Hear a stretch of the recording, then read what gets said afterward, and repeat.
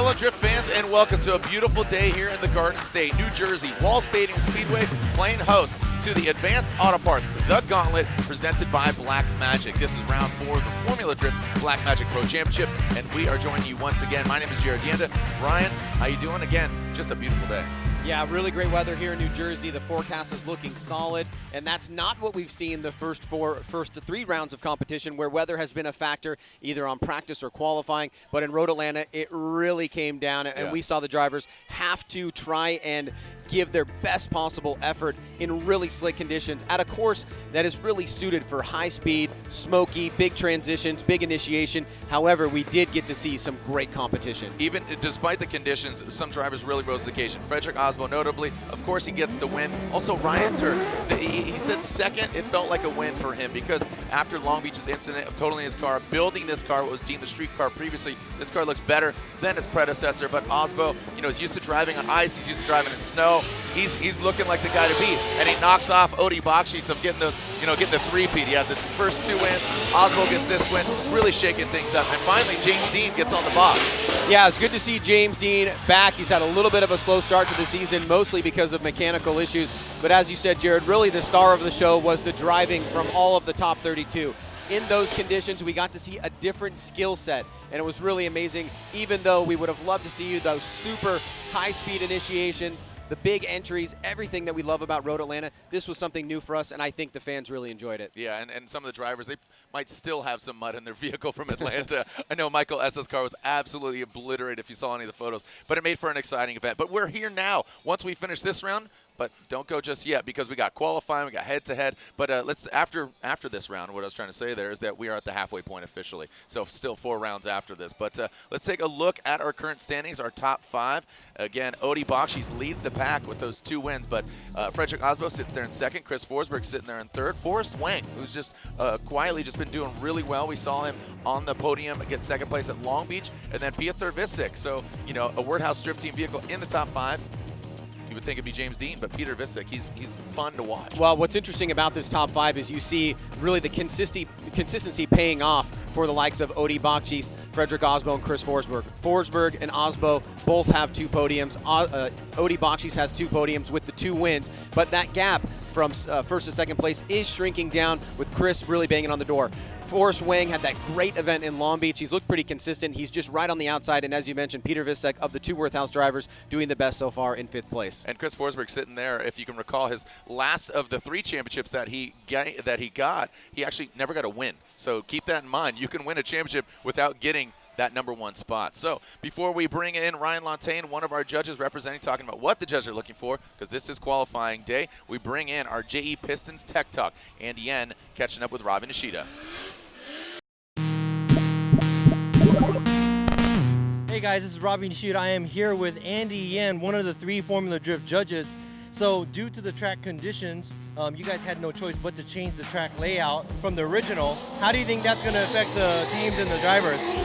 Well, I think first is just they're all really concerned it's 3 right-handers. So one of the tires are going to get loaded and get worn out a lot quicker than another. So this has a lot to do with tandem, if you really think about it, because the lead guy could kind of really set the pace and the chase guy kind of has to work a little bit harder to keep up. So vice versa, when the guy switches and leads, I believe that they're going to have more tire to preserve. So I think tire wear, it's definitely going to be the key topic of this round. All right, so that's one of the key things that you want to look at during this competition, and that might change who's going to win and who's going to go home early. Thanks, Andy. All right, and we're back here with Judge Ryan Lantain. Ryan, about halfway through the season after this event, but nothing has changed with the event format so far, so let's break down what the fans can expect to see with qualifying. Today, like you said, is qualifying. Each driver competes in 2 non-consecutive runs. The drivers are going to receive a score for each of those runs, and they're going to keep the higher of the 2 scores. 32 drivers will then move on to head-to-head competition for tomorrow, and any tie will be broken according to the lower qualifying score. Now, we've had various track layouts at Wall Speedway over the years. Always used the bank, but it's always the center section and the peanut-style configuration that we're going with this year. Tell us about that and how the points break down. Yeah, this year we're going with the layout that we had used back in 2017, where we have that inside clip 2 not crossing over. Now, originally we wanted to cross over, but track conditions didn't allow for it. So this is what we're using now. You can see that we have 6 scored sectors at 5 points each, giving a total of 30 points for line and angle, and of course style is always worth 40 points. This is probably the most infamous track for the decel zone for many different reasons, most of them historical occurrences that happened in competition. So let's talk about the decel zone here at New Jersey. Yeah, this may be the reason why we invented the decel zone years ago. You can see here only 3 of them. One of them is the bigger of the 3. It's going into outside zone 2. Of course, there's a small one at initiation, and even smaller one at touch and go, because we want them to get the car to angle quickly, slow down very quickly, and then get back on the throttle. All right, let's quickly talk about style. We know about line and angle and how that's allocated. How are you guys looking at style here? So I am the style judge this round. It's comprised of fluidity and commitment. Now, fluidity deals with the rotation of the car on its own axis. Is the car getting to angle quickly, smoothly, and accurately? Then you look at the commitment side of things, which is the forward momentum of the vehicle. So how well are the drivers using the momentum to fill the zones and get the car throughout the course? That goes for throughout the course as well as the run-up to initiation. So we want the guys really using full throttle, getting the car to angle and back on throttle as quickly as possible. And then finally, we have a list of incompletes that carry over into Saturday, but Fridays are a little bit less. Let's talk about those. Yeah, it's a little simpler on Friday here with the qualifying incompletes, spinning out, opposite drift, and anything latchable opening, so hood, hatch, trunk, or doors. We also have something that we've had a little bit of debate over with the drivers, and we've come to a consensus on. What happens when a driver spins beyond the finish line? Something that occurred in Atlanta that kind of raised concerns a little bit, and now we're going to go with if the driver spins at any time, anywhere on the track between the start line and the finish line and beyond, it'll be considered an incomplete. No matter which way they spin, if they lose control, it'll be an incomplete. So any spin, no matter where on the course, it is an incomplete. That's Absolutely. a new rule moving forward. They need to unwind the steering wheel past the finish line, come straight, and that's it. That'll be considered a scored run. If they do anything else, it'll be an incomplete. All right, well, thank you, Ryan. You are watching the Advanced Auto Parts Gauntlet presented by Black Magic, and we are here at round 4 of the Formula Drift Black Magic Pro Championship. Up next is qualifying.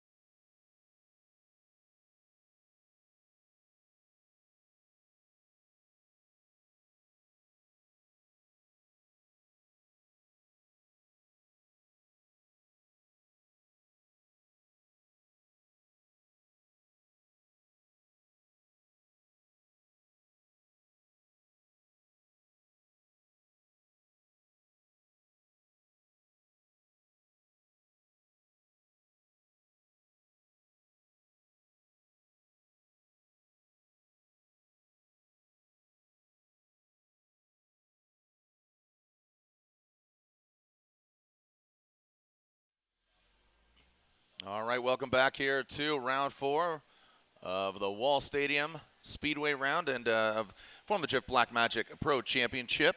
And just getting the track prepared, getting it all clean, getting the the hash marks painted out here. Our judge is doing a little bit of work down there. So before we go into qualifying, again, each driver 2 non-consecutive runs. Throw it over to Robin Ishida. He's got a JE Pistons Tech Tip with Alex Hilbrun.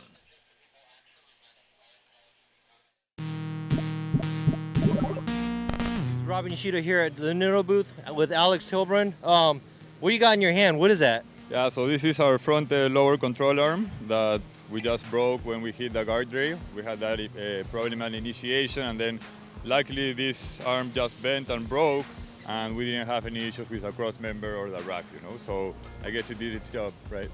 Well, I guess when this is way too tough, it's going to go into the frame. But this is luckily a little bit, it's like a give. So the frame doesn't get damaged and the arm breaks before, right? Yeah, you know, this is kind of a weak joint in the front suspension. You always want to have one weak joint so that you're not going into the frame or the cross member, and that's a bigger issue for sure. So yeah, it did its job. So we just changed the part, you know. Here you go. Oh, here you go. Good luck.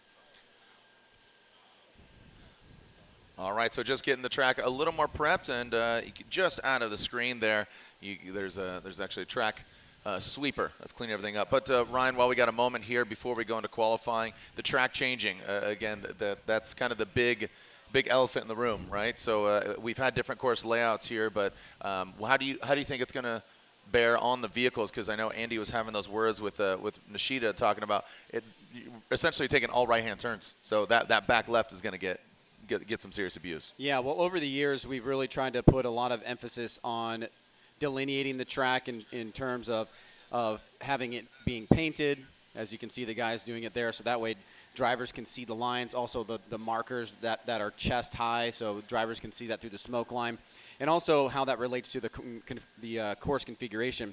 This track in the past, we've found that running the peanut course that we have here is one way to do it, but it is heavy on the tire wear. The other way to do it is to run through the center section, which a lot of drivers like, and we like to watch it like it as well. It does produce a lot of smoke, and it can be really hard to see. But yesterday, just because of the amount of grip these guys are putting down and the amount of just unbelievable stress they're putting on the track, a big chunk of the track was taken out, and they could no longer drift over that particular area.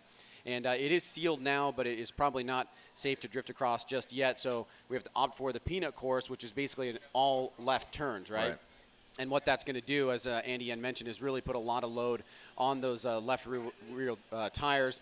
And tire wear is going to become a factor. We've seen guys literally come through on threads on that last inside clip, to the final turn to the last inside clip. So it'll definitely be a challenge. I think that drivers are well suited and understand how their vehicle wears on this course, especially as it relates to coming from the bank down into the second outside zone. We'll be able to manage that pretty well, but no question it'll be a factor. Yeah, it'll be a lot of fun. Also, as you said, the smoke trail as they went through the whoop section or that middle section previous setups, the smoke trail and cutting through that and seeing through that, I think that's going to be a big factor as well. Yeah, well, when you come out of outside zone 2 and into that inside clip, it can be really challenging to see because there's already been smoke that has been generated that the drivers have to go through. So we've seen a lot of incidents happen here where drivers are coming through that inside clip and they're really doing it blind. Yeah. And so they're basically driving in good faith with the car in front of them in hopes that they can make it and maintain proximity. But that just creates a lot of excitement for us. So we'll be able to see some really cool battles. Obviously, we've got a situation where there are 32 drivers here exactly. So everybody's going to qualify as long as they get a score, and we'll have a full field for tomorrow's competition. Oh, yeah, that's a great point. Also, I got to bring it up. Alec Conadale not joining us. I don't know if you saw that on social media, but just some of the issues and the conditions he was born with. I don't know exact, but he's been feeling a lot of wear and tear. So, Alec, we're here for you and praying for you, and hope you get better soon. We'll see you out here. Yeah, we wish him the best, and I did have a conversation with him a couple days ago and this morning about how he was feeling. And Alex, we wish you the best and want to see you out at round 5 in Seattle. So get well, bud. Yeah, I just thought I'd bring that up. But the previous rounds of competition, Odi Bakshis seemed like the guy to beat, and finally Mother Nature said, I'm throw a little moisture at you, and Atlanta was fun. But Long Beach, Odi, Forrest Wang, Chris Forsberg. Forrest Wang still in contention, in that top 5, and he's just been really kind of quiet and just been actions speak louder than words for him. Yeah, I think if you're making the Odi Bakshis championship argument, Road Atlanta actually bodes well for him because it was conditions that we are not typically used to, right? So in dry conditions, would he have made it further in competition? The way that he's been driving, it would seem to be that would be the case. However, with Chris Forsberg having those 2 podiums as well as Odi, you can see that the consistency is really a big factor. But Osbo also has he has that win and a podium as well. So he is also looking like a guy that could really compete for that second championship, and we know that that's something that he really, really wants. Odi, on the other hand, no championship yet, but this is his best season so far, and he's really eyeing it out. And he's had a great history here at Wall Stadium. He won here. Yes, he popped 2 engines in doing so. Yeah. But if you can remember, he crossed the finish line, exploded his engine, but he was on top of the podium. Yes, and Falcon in particular has a great history here. They've had 2 podium sweeps over the past 5 years. One, as you mentioned, with Odi Bakshis. Last year was a 4-hour top 16. To give you a quick historical reminder of just the amount of attrition, the competition timeouts, the One More Times that we saw was one of the most competitive events that we've seen in our 15, 16-year history. So for me, what really comes out at this track is that the drivers have had this track and had access to it pretty much since the first year. Right. They're comfortable with it. They know how to adjust their suspension to come down off the big bank. And we get, as fans, the best possible competition, which is ultimately what you want. Yeah, for sure. All right, so again, just a casual Friday here, getting prepared. As you can see, it's 76 degrees, just a nice gust out of the east, 9 miles per hour. So, right when you get into the bowl, in the belly of the beast, it gets pretty stagnant down there, so that smoke. So our first vehicle up here, this is Austin. Mr. Meeks, Ferocious Motorsports, Nexon Tire, his Cadillac ATS-V. Freshman season for that vehicle. Love the Austin 316, by the way, on the roof. It says race number as well, by the way, as well. All right, here we go. Austin Meeks, our first official turn and burn here, qualifying. Hashtag FDNJ, Ferocious Motorsports Cadillac going into the bank. Could get a little higher there on that outside zone, but a great way to start. As you said, Ryan, 32 drivers. Wants to get a score on the board coming to that second outer zone. Really digging in there. Nice job. Massive angle here. And Meeks really getting this car to work out for him up that first hash mark. Now in this second and final, I should say third outer zone. Very clean, cut, dry. Could be higher on that bank, but Austin Meeks. Well, we heard a lot from Andy Yen this morning in the drivers' meeting saying that he really wants to see that high line on the bank. He wants to see a smooth initiation up in there, holding the angle and maintaining that line. The angle judge wants to see big angle through that first inside clip coming down off the bank, but carrying momentum through. Now transitioning back around, you can see Meeks is making good work of this course here. He's trying to line up the best possible score that he can with a 32 field and a scored run by him. He will be in competition. And of course, we'll get some beautiful shots here with Johnny, our drone pilot, going on board here with Austin Meeks as he wraps through that final section of turns and that last inside clip through the finish line. Yeah, well done there by Austin Meeks in our Permatex qualifying.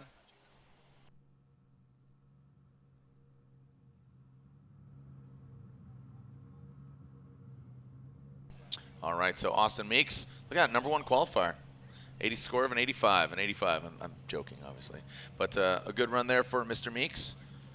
As our next vehicle on the start line, Kevin Lawrence coming to us from Florida. In Juku Racing, BC Racing S13. He's on Achilles tires. Here comes Kevin Lawrence. Woo-wee, look at that, nice and high for Lawrence.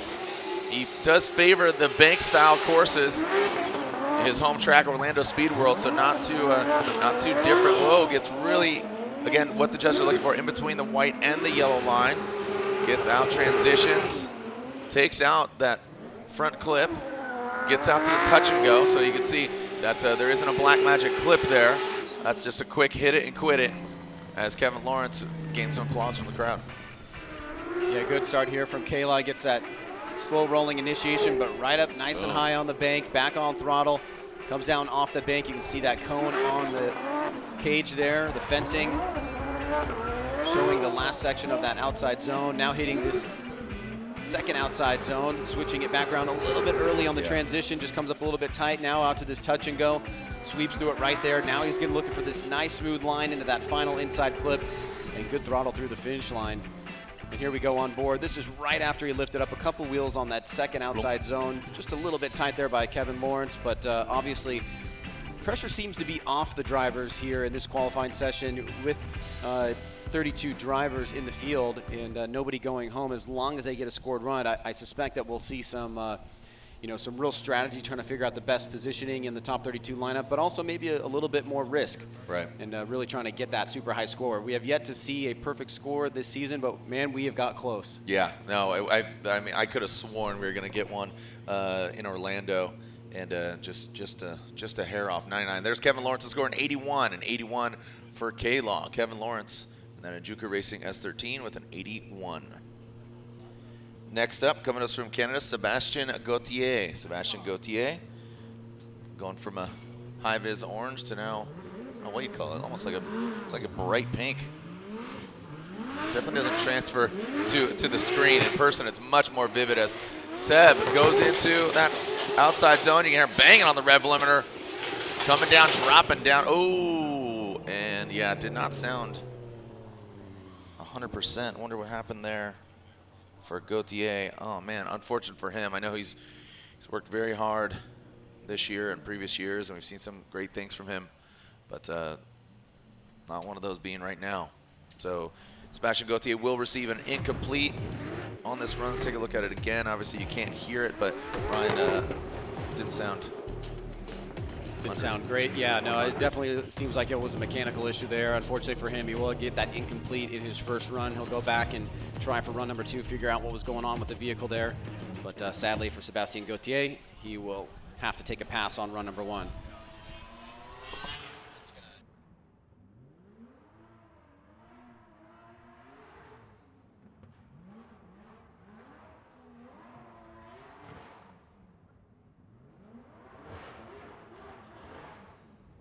So you can see just a little bit of wind, but you know, and all those enduring weather right now. I mean, I know even one of our judges, Brian Eggert, he's lives in Richmond, Virginia, and I know that, you know, they're getting a lot of weather there. So a lot of the country right now being pummeled by Mother Nature. So batten down the hatches and everybody stay safe.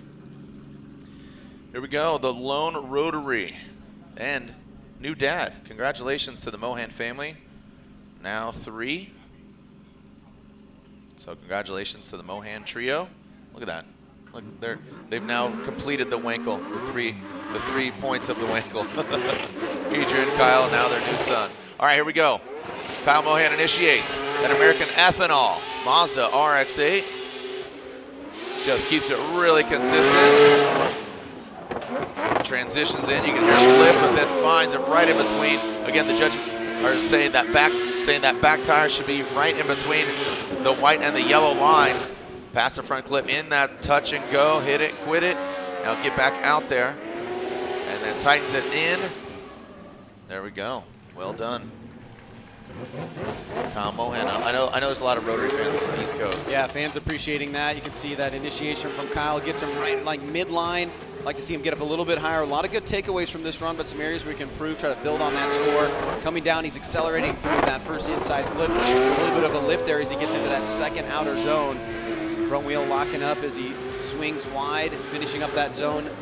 Nice fluid transition back around. Now heading out to that touch and go, gets the butt of the vehicle right there, and then throttle all the way down as he rolls through that final inside clip.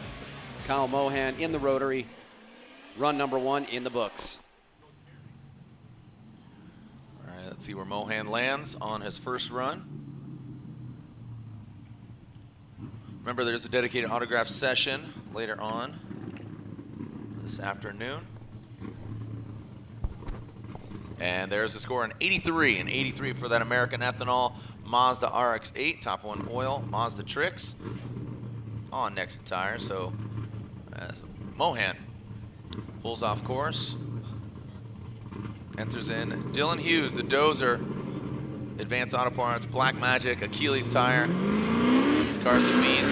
Freshman season for Dylan Hughes in the Pro Championship. And it seems like every single run of this vehicle, him and Huddy Racing preparing it. You hear that even exhaust note, Ryan, consistent with the throttle. Set it and forget it, gets it right into the ridge. Big, nasty transition there. Massive angle from Dylan. Out to the touch and go. Now he's going to tighten it up.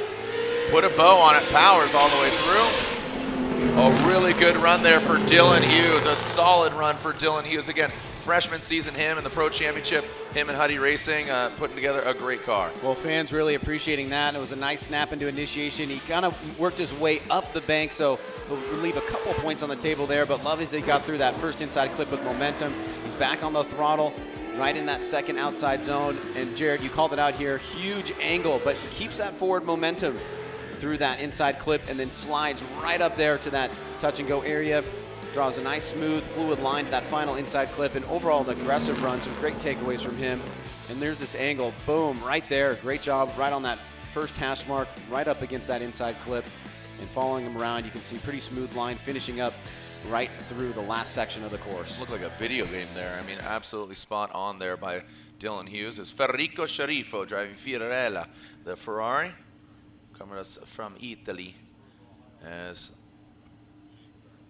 Federico firing off a little bit of nitrous spray there. Dylan Hughes with a 91, a very strong score for the Dozer. Dylan Hughes with a 91. It's a great execution there. As Federico ready to have his way with the track. Formerly supercharged, and I know he got rid of that. He's throwing some nitrous at it. Here we go with the spray. Into that big outer zone. Similar line to that of Austin Meeks, could be a little higher, but keeps it very sideways. Gets into that outside zone early. You saw him kind of pull out of it and then goes right back into the groove. Another big, massive flick for that. Looked like that thing is squatting down, really getting the swing down. Stays in that outside zone for quite a while. Again, that's not a zone, that's a touch and go.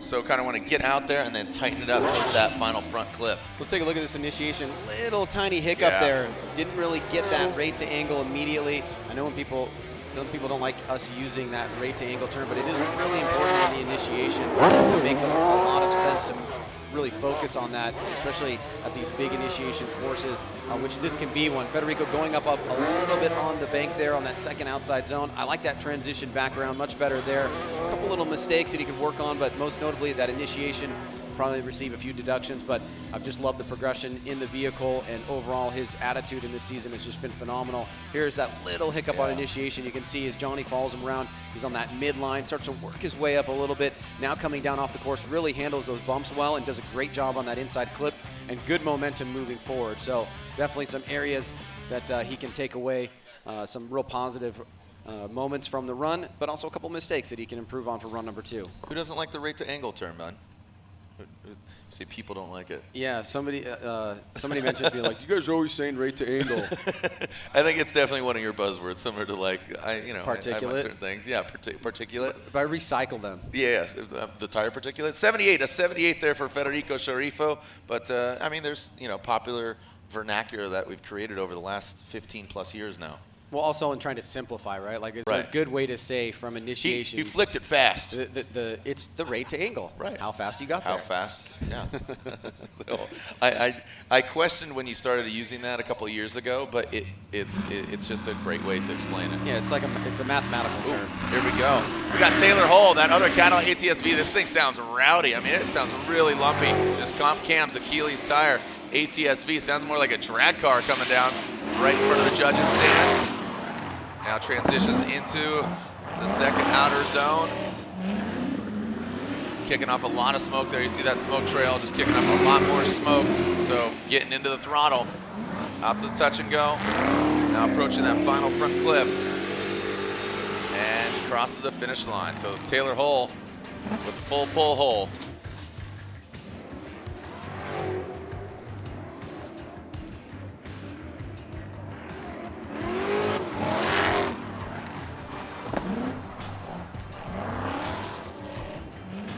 All right, so taking a look here at Taylor Hull on his on the replay here, you can see really tight to that front clip.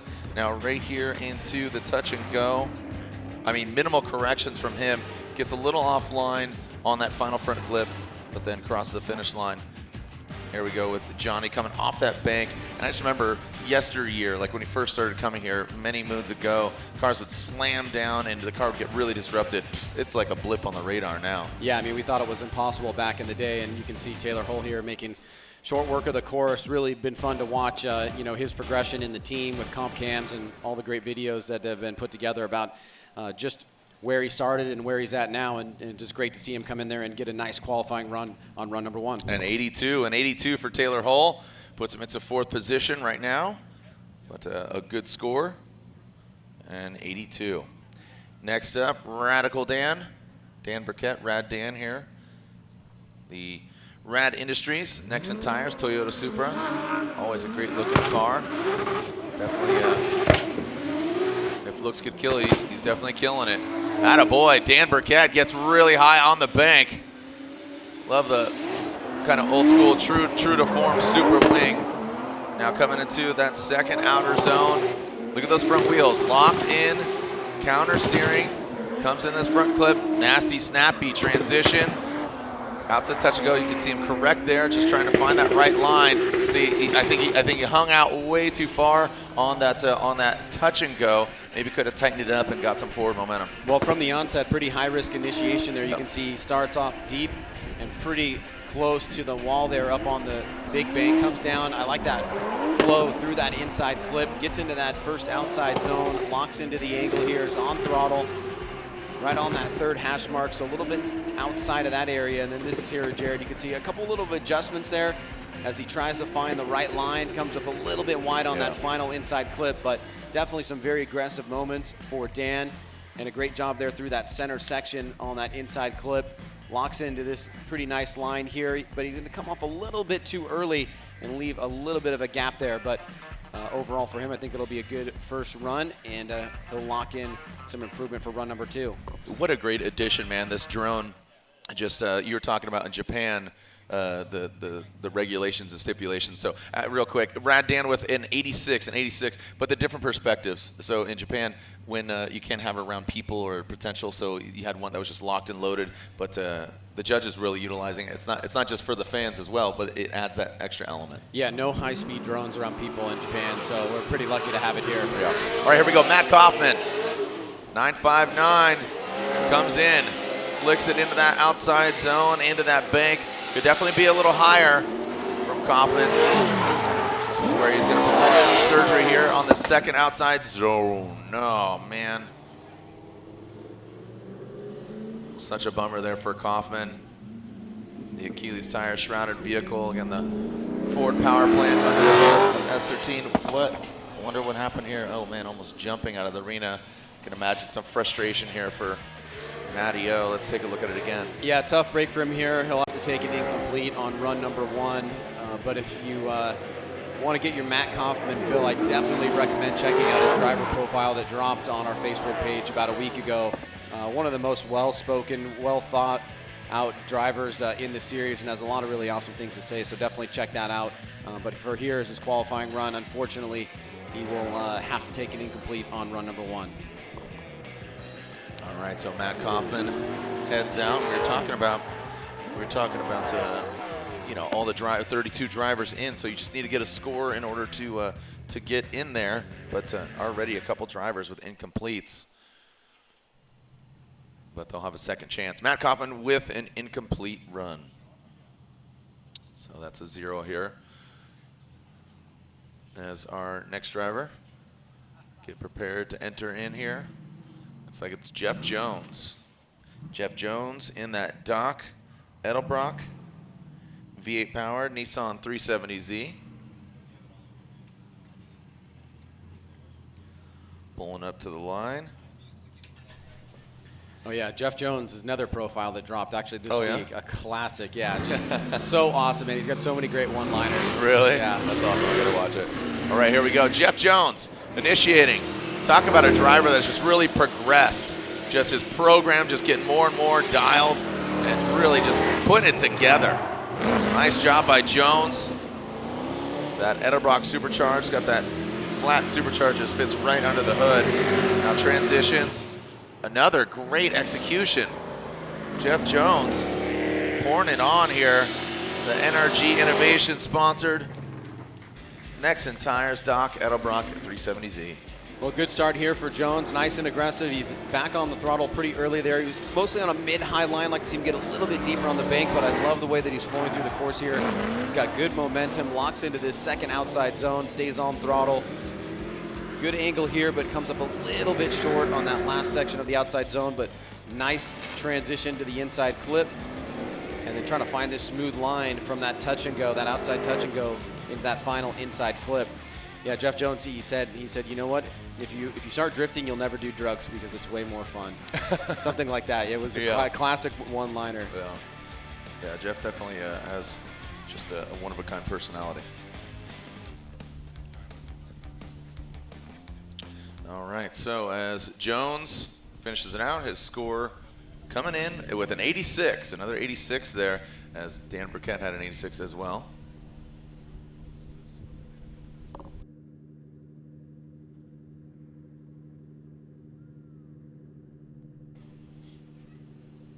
Kazuya Taguchi, formerly driving the GTR and now debuted this car at the last round. I think it was the last round, or was it Orlando? But man, really coming out swinging with that S15. Really well prepared car, and this is the Taguchi that we've known for many a years.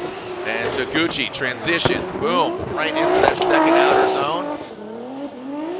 Talked about that, filling that second outer zone and then past that front clip. Now see how he performs on this touch and go. Almost gets into that bank, almost lifts the car up. See, he took a shallower line there, so you saw him go from that touch and go and then into that front clip.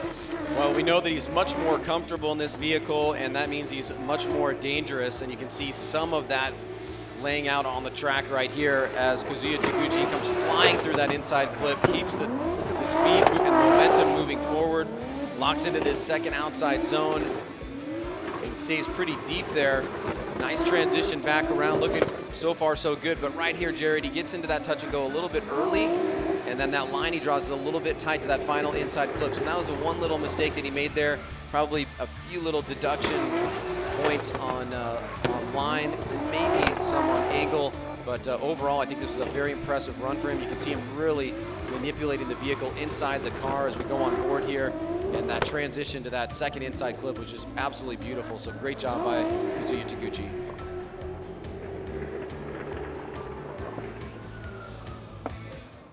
All right, excuse me, Kaguchi. I was mixing up his name there. Kazuya Taguchi awaiting his score, and there it is, another 86. Man, you guys like those 86s, huh? Big fan. You do like 86s. All right, so Kazuya Taguchi with an 86. Next up, Ryan Littoral from the 909, but operated by Coro Works in Atlanta. The Power Stop Nissan 350Z initiates into the bank. Comes in high, drops down just a little bit, just about a quarter of a car distance off. Now in the second outer zone, let's see how it performs. Another driver just set it and forget it. Transitions about that second hash mark. Out to the touch and go. And now brings it. Wow. Woo! Settle down, boy, settle down. Well, not lacking any aggression there overall. Gets that initiation. He starts off pretty high on the bank. He kind of moves down a little bit and then moves back up. So maybe a little bit cleaner on the bank, but definitely some high risk there. And I like the way he gets into the second outside zone. He stays fully committed here. Reaches out to that widest point of the second outside zone. Great transition back around with good angle on that second inside clip. And then eyeing up this final line here as he tries to draw a very smooth approach to that final inside clip and executes it very well. Let's take a look at the initiation. Gets a little bit held up there. He kind of had that little bit of a stutter and was trying to find that best line that can get him closest up to the wall there and the guardrail. So for Ryan Littoral, very impressive here in run number one. I think this will be a good score for him, definitely a keeper, and something for him to build off on run number two. Have you seen the baby face yet? Have you seen Littoral's baby face? He shaved his beard. I didn't even recognize him. We were at Grid Life, and he just walks up. I'm like, what? Oh, hi. Didn't even recognize him. See that beard? It's gone. An 88 there for Ryan Littoral. Yeah, we need to retake the photo because seriously, he looks like a different human being. Were you like, hi, how are you? Yeah, I was just smitten with him. Very baby face. All right, so making history at, was it in Orlando? Yeah, it was in Orlando. And then, no, didn't run in Orlando. In Atlanta, thank you. All right, so the first ever electric drift vehicle, Travis Reeder, formerly Pro 2 competitor. Listen to this thing, the Napoleon Motorsports Nitto tire, the Camaro EL1. Well, gets into the bank so you can see the attitude of the vehicle getting up there. It's just such a trip. It's all electric, so all you hear is the squealing of the tires. Make some noise, because again, it's definitely it's unique. It's crazy. Yeah, I was talking to him a little bit earlier. He said he was having a little bit of trouble with the vehicle, and not anything that has to do with it being electric, just regular problems. And it looks like he was fighting the car a little bit here, but it's so counterintuitive because you expect sound. But here he comes around this second outside zone. You can see he's going up on the bank a little bit. Looks like he's fighting the car just a touch, trying to get that thing to get into an area of comfort for him. And through that final inside clip, tightens it up there. So he'll definitely want to try to improve in run number 2, as he had a few points of a line that could have been improved on there, going up on the bank in some areas that'll definitely get caught by the judges here and almost straightening out there. So we'll wrap up this run and see what he gets on run number 1, but I'm certain that knowing how competitive that he is, he'll want to get that back for run number 2. All right, so Travis Reeder, another Formula Drift rookie, or I should say pro rookie, with 72. 72 there for Travis Reeder. Next up, from a quiet car of Travis Reeder to an All-American, very loud and proud vehicle, and Dirk Stratton, the Stratton Chevrolet Lingenfelter Corvette, aka the Drift Vet. Dirk Stratton comes in and really quickly dials it in. Listen to that exhaust note, very consistent, sounding very confident with his throttle. Second outer zone, doesn't get all the way out there, a bit off. Oh, so taking a different line there. You saw him start wide and then tighten it up. Out to the touch and go. Let's see how he handles this final clip. And there is Dirk Stratton. Yes, very much a stark contrast here. You know, with Reeder, watching how he's using the accelerator is really just a matter of looking at the smoke line. And with Stratton here, you can really hear the sound of the vehicle like a lot of the others that we see. Right here, he comes through that first inside clip. He kind of slows up a little bit after that first inside clip. Doesn't give himself the best momentum into that second outside zone, but he still makes it look good as he gets on that second hash mark, leaving the outside zone. He draws a little bit of a different line, but it still makes it look good, gets tight on that inside clip, and then smooth through that final section and hitting that inside clip. Here he is coming off the bank. This is where we saw him just slow up a little bit. He gets good angle here, but right here he's going to kind of sail out and just doesn't get the most cleanest transition into that first outside zone. But overall, pretty good run, and we'll see where that slots him in. And an 83 for Mr. Stratton. So an 83 for Dirk Stratton. Next up, from the Dominican Republic, Jonathan Castro, the Jardot Metaldam Toyota Racing Toyota 86. As he is on Nexen tires. And let's see how the old Castro does. Woo! Big angle there and very risky on that initiation. Again, this 4-cylinder turbo nitrous 86. Detuned just a little bit there as Castro comes into that final front clip and just barely knocks over the cone, but a great job by him. Take a look at this initiation, man. He was just on it from get. Well, the initiation was super high risk, but I think he paid a little bit of a price for it because watch, he's going to come down off the bank a bit early here, and his line setting up and getting into this first outside zone is not going to flow all the way to the deep end of the zone. It's going to be right in the middle there, so he's going to leave some points on the table. Now, as he leaves that second outside zone, draws a pretty good line there to that inside clip, trying to get back on track now. Hits that touch and go. And a really good line, just a little bit tight on that final inside clip. But you have to applaud the aggressive initiation. Let's take a look at it on here. Super high risk, right up against the guardrail, and he holds it for a pretty good period of time.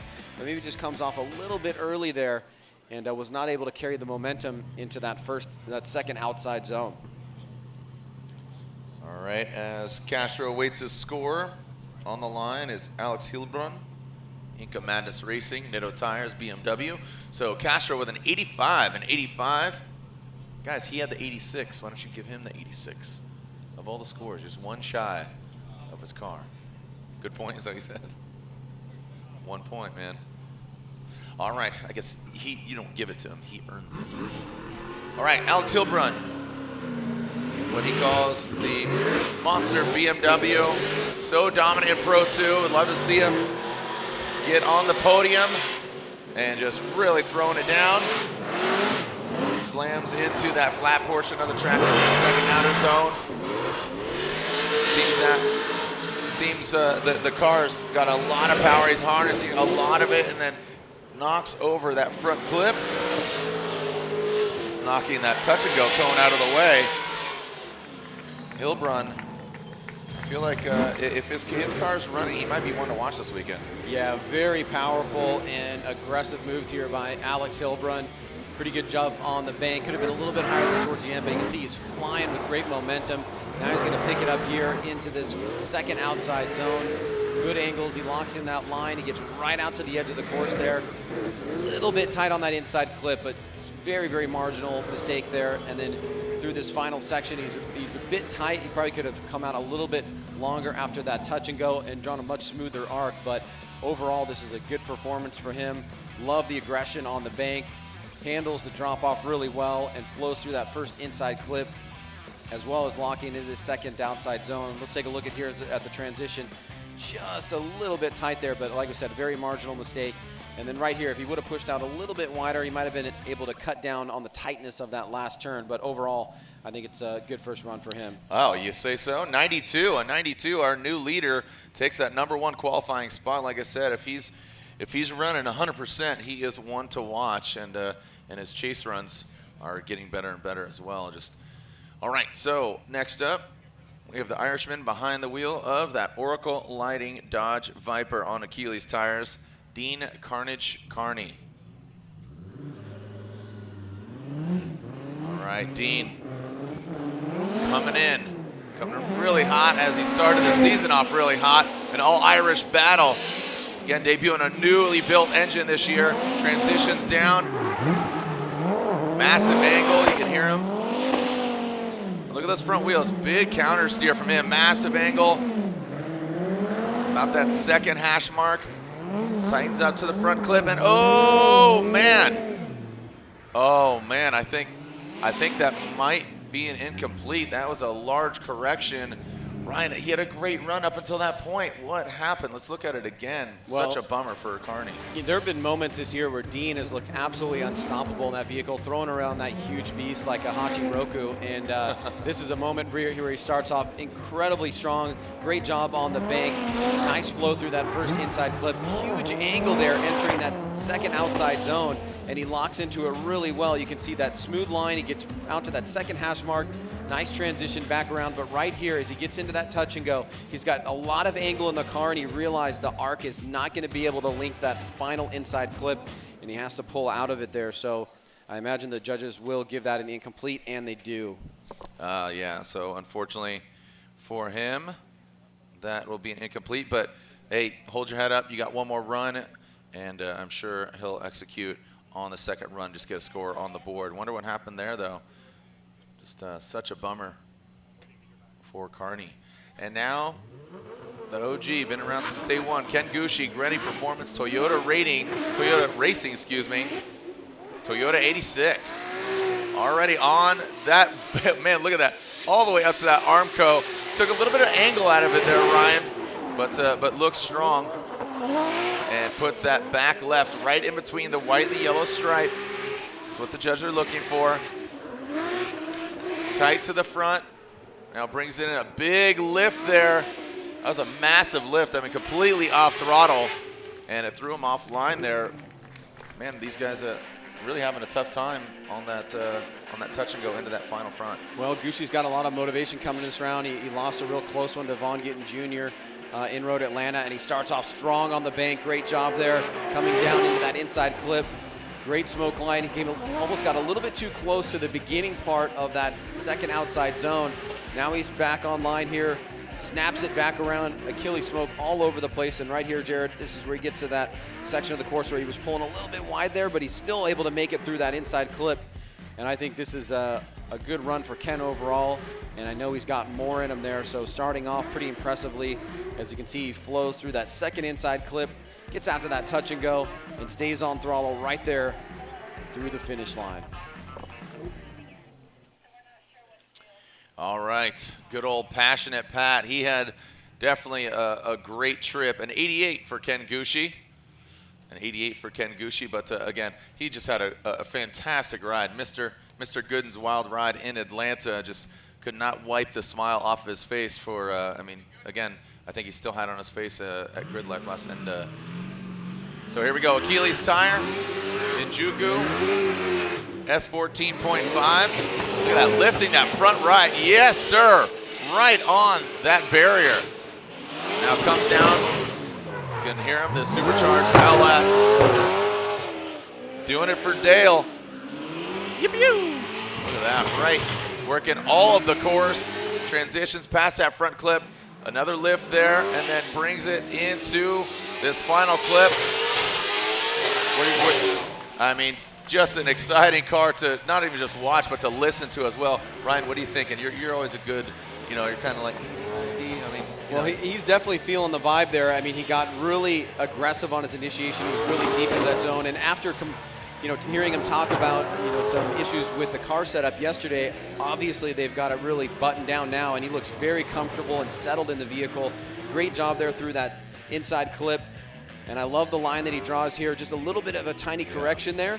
But for the most part, a very smoky, aggressive run. And notice that when he initiated right up on the top of the bank and got right up towards the wall. Just a very small gap between his back bumper and the wall, and that's really what the judges want to see. So Pat Gooden has been phenomenal this year. He's been by far and away the best interviewee we've seen, and had some classic moments. But for me, his driving has just been on point, and it's great to see him doing well here so far in run number 1. And the history of that car, it's prepared by Drift Cave, which is Matt Fields. There it goes, an 88. So a very good score for Pat Gooden, one to grow on. I'm sure he's going to push it even harder, but you're seeing a lot of drivers in those in the 80s. But look at that, already in number 3 position. All right. So again, the history of that car, Matt Fields taking that to the top. So Pat Gooden says, this is the best car I've ever driven. This thing can win an event, so I'm looking forward to it. We'll get back to him. But Justin Pollock, JTP, Falcon Tires, Roush Performance, Ford Mustang. Woo, putting the back end of that pony right on the wall. Now past that front clip. Big angle there from JTP. That front right, you can see him lifting it up. Massive angle once again, and man, Justin really likes going for it.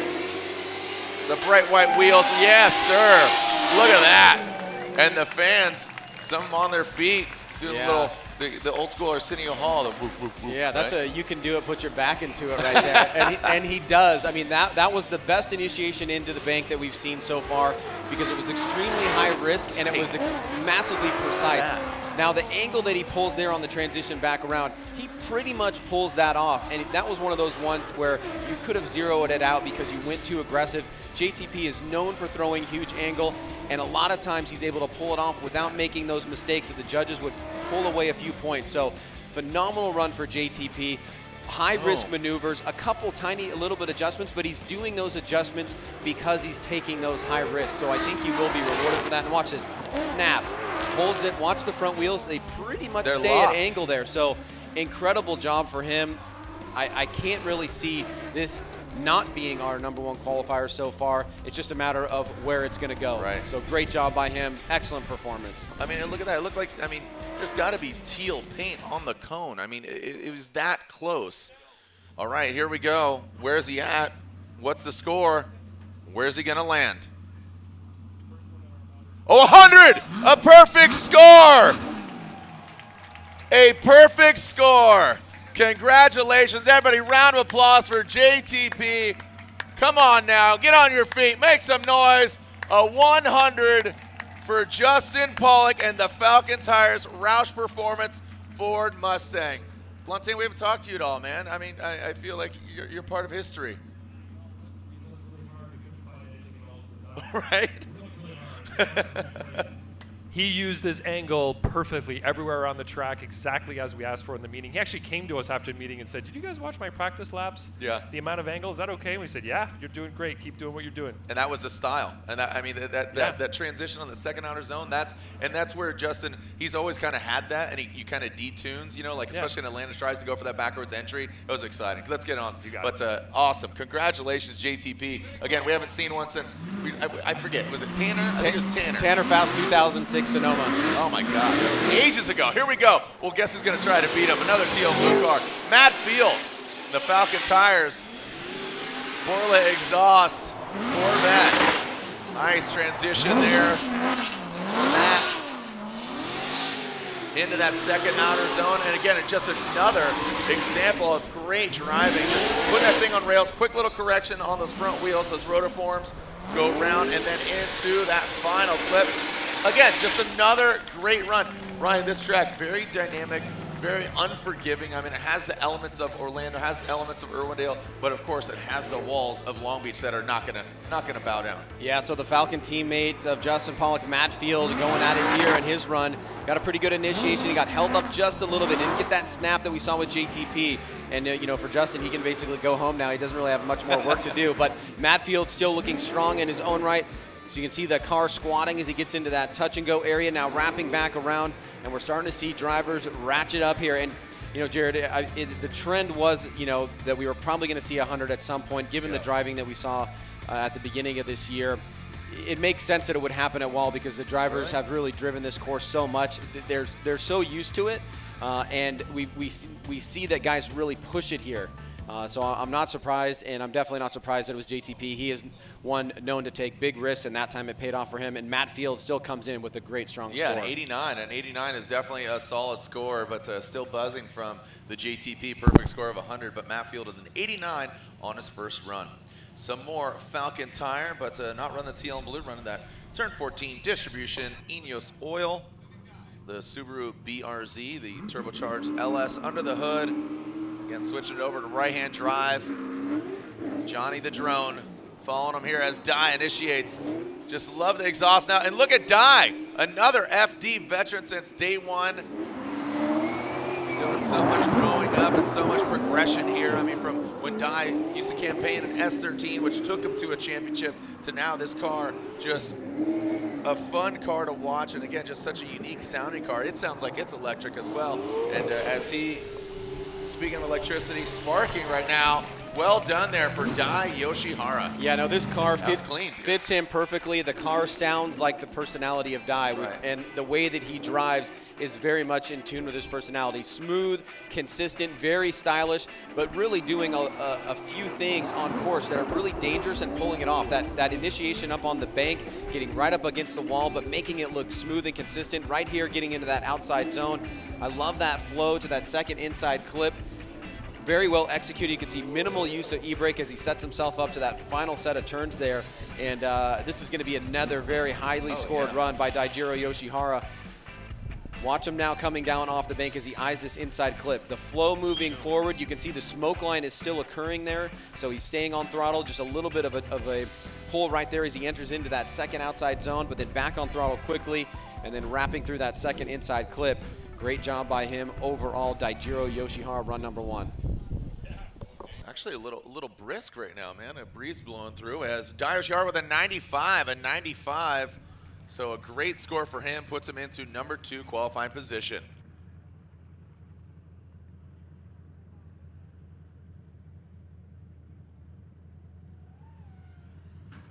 All right, next up, former FD champ, ready to rock, Vaughn Gittin Jr., the Monster Energy, Nitto Tire, Ford Performance Mustang, RTR, Spec 5D.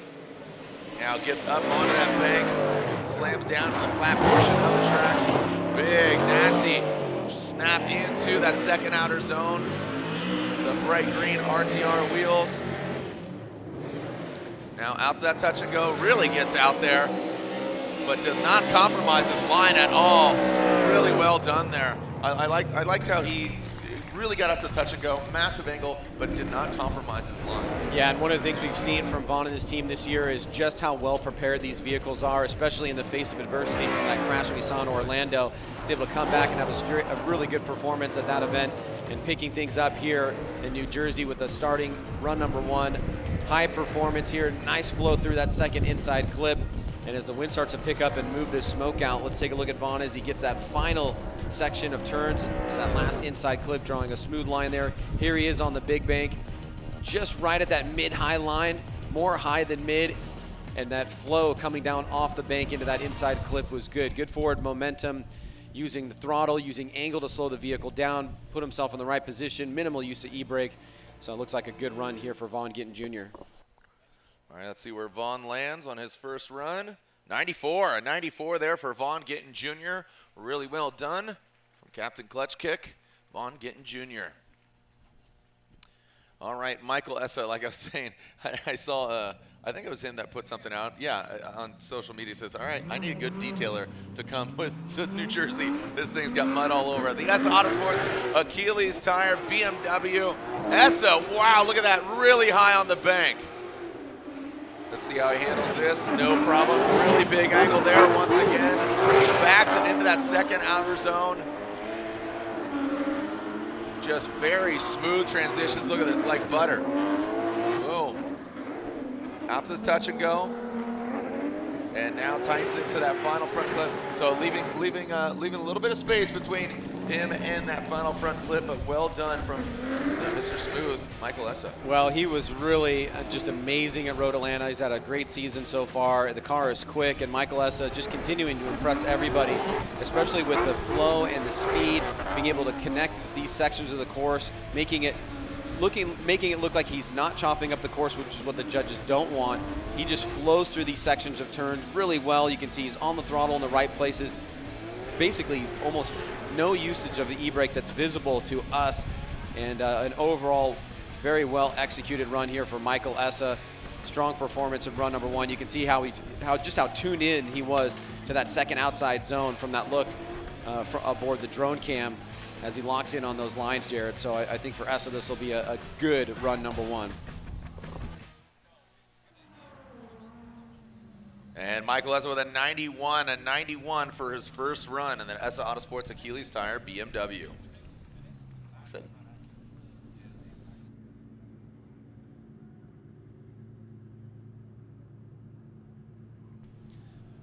Just getting some words here from Lontaine and saying just the line was not exactly dialed there. So, all right, Ryan Turk, his story is, you can see the gray roof of this vehicle. If you know Ryan Turk, have been following him, this was his street car, as he called it, because he totaled his first car, his initial comp car at Long Beach, and now gets on the podium at our last round of competition. He wants to do that again with his gum out. Nitto tire, Toyota Racing Toyota 86. Firing off, look at that, you can barely see that back half gang of Nitto tire smoke. Those big meat hooks popping and locking into that touch and go. And see how he brings it right into that final front flip.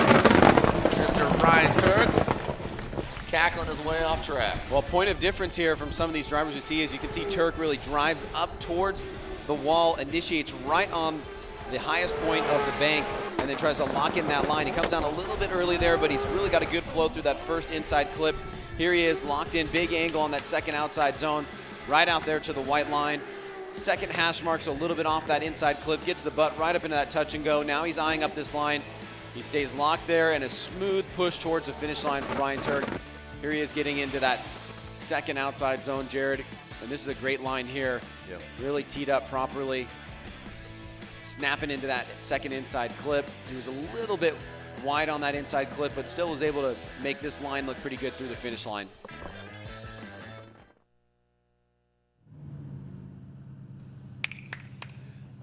All right, Justin Pollock joining the spotters tower there with Ryan Turk with a 95. Ryan Turk with a 95, slides into second position, just behind. Speaking of Justin Pollock, he joined the spotters up there, and just, again, just such a great run previously. And man, this gentleman has had some history here at this track and with this wall. But now behind the wheel of the Mustang, we saw him get third place in Orlando. Here he comes, that BC Racing Nitto tire, Ford Performance Mustang RTR Spec 5D. Whoa, wow. That was flirting with disaster, but knowing Chelsea Denofa, always turning it up to 11. Backs it in, quick little lift, then back on throttle. You can see those white center line wheels. Look at maxing out the angle. I mean, you can see the suspension arms completely exposed there. Look at that. I mean, look at his wheels are almost 90 degrees. Wow. Right? I mean, he was like full lock. You always know you're going to get something dramatic from Chelsea Denofa, and a lot of times it's also beautiful. And here he goes, starting off mid-high line, works his way up the bank, almost taps the wall there. Huge angle coming through that inside clip, but with good flow. Now watch this as he leaves the second outside zone. Watch the transition. Massive angle there. Maybe could have stayed in that zone a little bit longer, but huge angle by Denofa, and still is able to pull it off, maintaining pretty good relative forward momentum. So great job by Denofa. Run number one comes to a close. And a strong performance from him. Here it is from the other side. Look at the angle in that vehicle. So Chelsea Denofa continuing to impress this year in his 2019 campaign. Yeah, loving what Chelsea's doing in those Mustangs. You know, I kind of torn about not having the three-wheel motion as dramatic as it was as last year. You know, those things look like short course trucks, the way the suspension was set up, but it seems to be working out just fine for both him and Vaughn, the setup here in 2019. All right, as awaiting Chelsea's score, our next driver, our back-to-back defending champion, James the Machine Dean, is on the start line. You can see the wind picking up there, the flag waving in the wind. As Denofa scores in another 95, a 95 for Chelsea Denofa, and that BC Racing Nitto Tire Ford Performance Mustang RTR Spec 5D. Now the Wordhouse Drift Team Falcon Tires Sylvia S15 coming all the way from Ireland. This is James the Machine Dean. Again, two-time and defending champion coming down to the final round, final battle, the championship last year. And it was Osbo and Gittin won, and that meant that James Dean was the champion of 2018. All right, here we go. James Dean, ooh, he's flirting with that wall as well. We haven't seen anybody shred their back bumper, but James might have been the closest so far. We're gonna see another perfect run. Look, a little bit of wavering there. And now into the front clip, just barely kissing it and knocking it over. Into that final front clip and that first hash mark. James Dean putting it down. You know, lest you not forget, he's the two-time champion here. James Dean goes down right up against the wall there from initiation. He kind of slow rolled the initiation a little bit of a point of difference between him and JTP, but the line is absolutely perfect. I mean, just well executed here. Great angle right out there to the exit of that second outside zone. Just a little tiny soft push on that inside clip. But overall for James Dean, strong performance here, and we know just how deadly he can be, Jared. Here's the initiation. You can see not a full snap, but he gets into it, he kind of rolls into it, and then he's right at that line. So beautiful execution there on the line from James Dean. And nice fluid transition there from inside clip to outside zone number 2. And really the story for him has been, you know, some car problems that have kept him off the podium. And it seems as if, though, that they've got that figured out, and he got that podium in last round in Atlanta, so watch out here this weekend. Yeah, I mean, it just random stuff. Again, it was like transmission, it was nitrous and engaging, and all these dang little gremlins that were haunting him. Those vehicles look similar to the ones that they've been campaigning for 2 years, but they are new build. So a 97 for James Dean jumps up to that number 2 spot, trumping that of Turk and Denofa. So a 97 there for James Dean. But truth be told, those, I know that's my saying. Truth be told, that's a good one, right? And but those are there's 2 of them. Completely it's new truth builds. Be told and tell it like it is. That was gonna be the name of my podcast. Is Truth Be Told. I think tell it like it is. Tell it like it is. All right, here we go. The other Wordhouse Drift Team vehicle, Piotr Visik, coming to us from Poland. All right, well done there. Really, I mean, it almost mirrors that of James Dean. The red roof Polish driver now comes in and out of that second outer zone.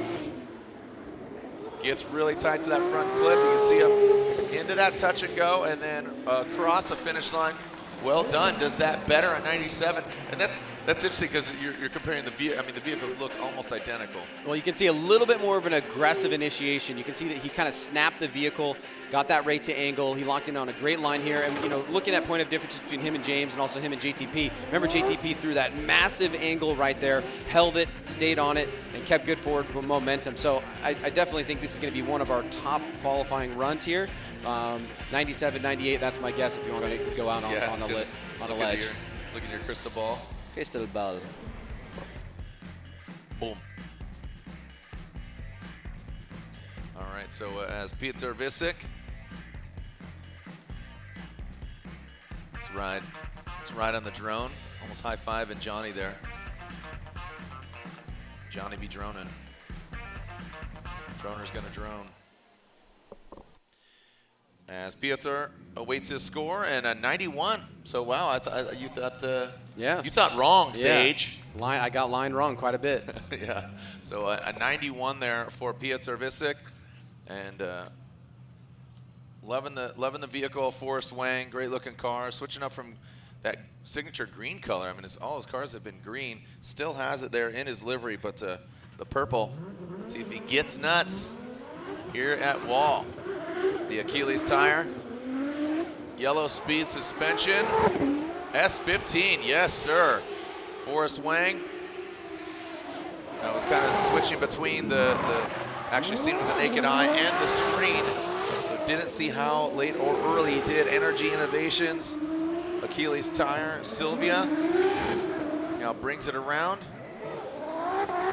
And this quick little touch and go, and really tied to that final front clip. Well performed there by Forrest Wang. Yeah, Forrest has really turned it on this year. You can see gets right in that initiation. Could have been into the bank a little bit deeper, a little bit earlier, but massive smoke plume. Tons of smoke coming off as he hits that inside clip.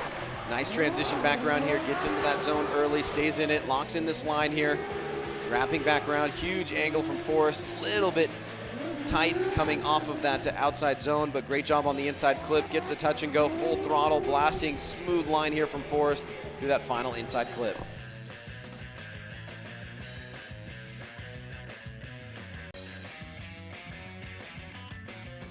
All right, so Forrest Wang completes his first run. Now we're getting into the top three. Getting the top three of our current standings.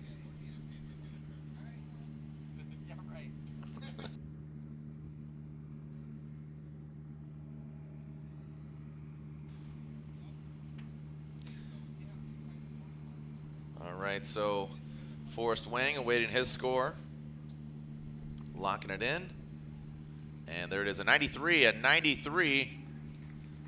93 for Forrest Wang. So again, currently sitting third in standings after starting the season off with a third place in Long Beach, second place in Orlando. Chris the Force Forsberg, three-time FD champion, driver of the NOS Energy Drink Nissan 370Z on Nexon tires, initiates, works his way up the bank, doesn't start out early, but definitely ends high and tight. Now comes into that first front clip, and then now into the second outer zone, getting all the way out to that yellow line. Again, showing off the gold, that Parts by Max, the PBM there. And now into that final front clip. You can see again the PBM suspension being shown off there on the front end. Well, Chris has had that consistency all season long thus far, and continuing here with a solid run in qualifying. Let's see how he lays down the rest of this run. Coming down off the bank into that inside clip. Good flow here. He's back on throttle just right at the entrance of that second outside zone. Good line being drawn here. Now hits that first hash mark on that inside clip. Solid transition back around. Very minimal lift here from Forsberg as he flows through that final inside clip. Here's his initiation. Maybe could have gone a little bit deeper into that outside zone a little bit earlier, but overall well executed. He's really able to handle coming down off the bank extremely well. And then like that nice fluid motion from the touch and go into that final inside clip there. So Chris Forsberg's first run is in the books. Let's see where he locks in. And Forsberg with a 93, and said Parts by Max, I meant Parts Shop Max, excuse me, the PSM suspension. So a 93 there for Chris Forsberg, and that NOS Energy Drink Nissan 370Z. Second in points, and Ryan, I mean, this gentleman just looks like a robot out there. I mean, he absolutely is just putting the car in the right places, and so you could see that canard sticking off there. I would not be surprised if he knocks off one of those on the wall here. And the Rockstar Energy Drink, Nexon tire, Toyota Racing, Toyota Corolla hatchback comes in to that first outside zone. And just very smooth on that transition, Ryan, coming to that flat portion. The car not disrupted at all. Gets to that second outer zone, massive angle there. Whoa, almost knocking over the cone. Again, a 2-point deduction if you knock over those cones. And like I said, I mean, just absolutely just spot on. Could definitely be higher on the bank, but I think get one in the books. Well, he got a really great initiation that started off high, and he locked in a really good line. I think he's going to be well served there. And you can see as he transitions down to that first inside clip, he's back on throttle pretty early here into that second outside zone. And I love this way that he wraps around this cone here. Huge angle there. And a lot of people say that his vehicle doesn't have a lot of angle. It actually really does. And you can see it really playing a big factor there through that inside clip. Osbo performing very well.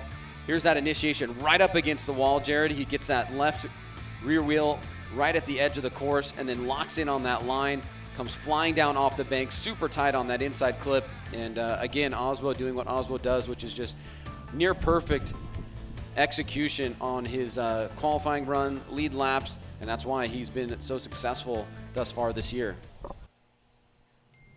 So we saw that win from him in Atlanta, and a 97 for the Norwegian Hammer.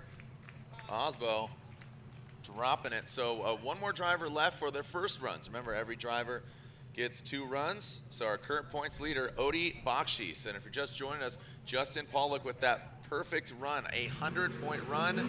And Ryan was saying Tanner Faust 2006 was the last time we saw a perfect run. So here we go, Odi Bakshis. Falcon Tires, field suspension. S14.5. Absolutely on the chip into that second outer zone.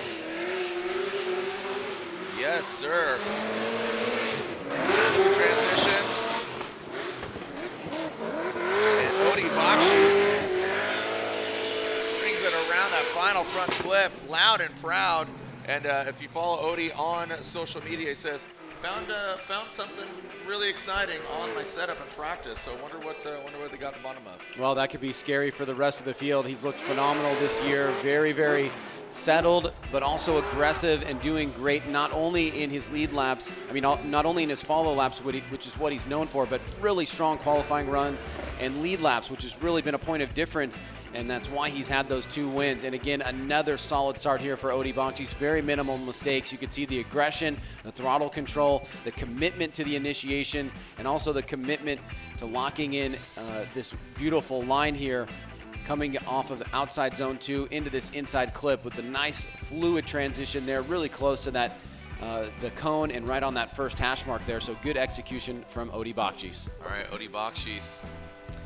See if he lands himself in the 90s. Let's see what Odi has done. 96, a 96 for Odi Bakshis. And that Falcon Tires field suspension, S14.5. So that's a wrap for run 1. Don't go anywhere. We'll take a short commercial break, just 2-minute break, and we'll get right back into it. The second run of the drivers. Advanced Auto Parts, The Gauntlet, presented by Black Magic. This is round 4 of the Formula Drift Black Magic Pro Championship. Again, 2-minute break. We'll be right back with the second run from all our competitors.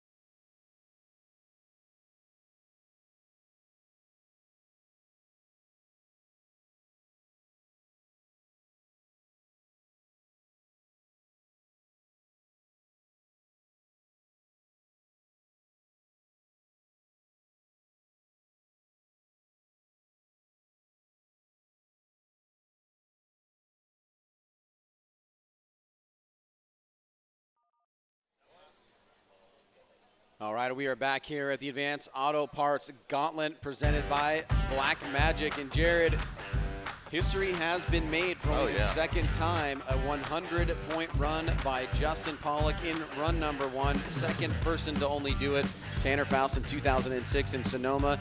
And Reese Millen claims that he did it too, but I checked the record books and I haven't been able to find it. Really? So, but yeah, a great run by Justin Pollock. All of us were left with our mouths wide open as he was doing things that just didn't seem like they should make sense to be pulled off.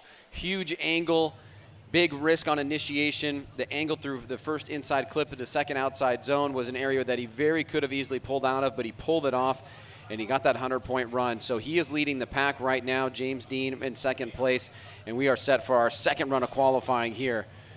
Going first is Austin Meeks. And yeah, if you didn't know, you can actually win some prize and win some stuff if you guess who the top qualifier is, courtesy of Black Magic, as Austin Meeks, he's going for it. Austin Meeks, the ferocious Motorsports, next in tires, Cadillac, ATS.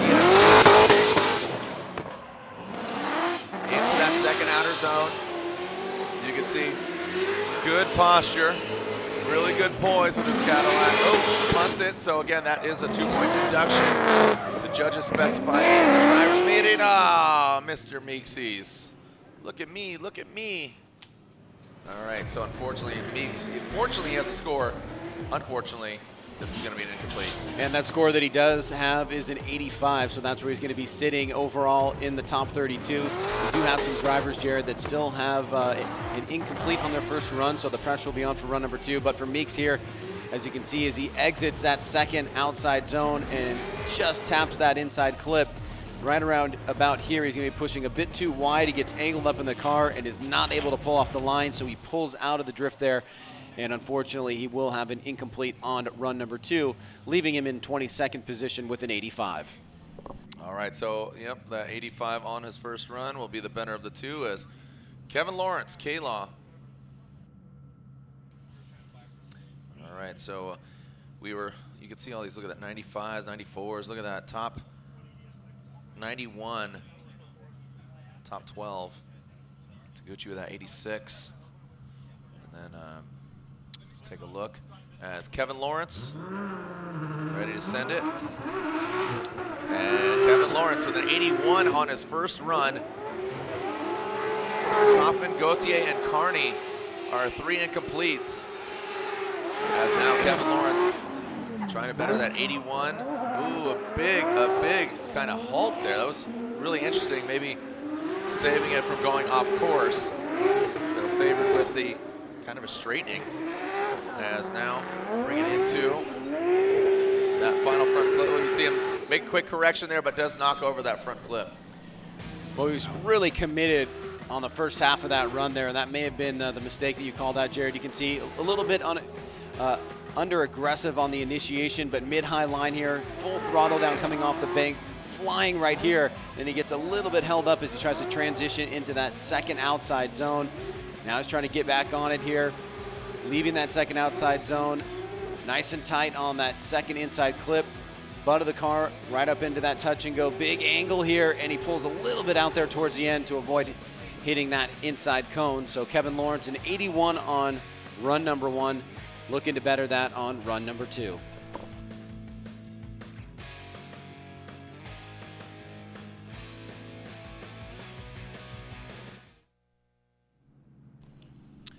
And Kevin Lawrence's score with a 78 on his second run. For his first run will be the better of the 2. And that will hold. And we are hearing that, unfortunately, Sebastian Gauthier, his transmission has broken, so he is out.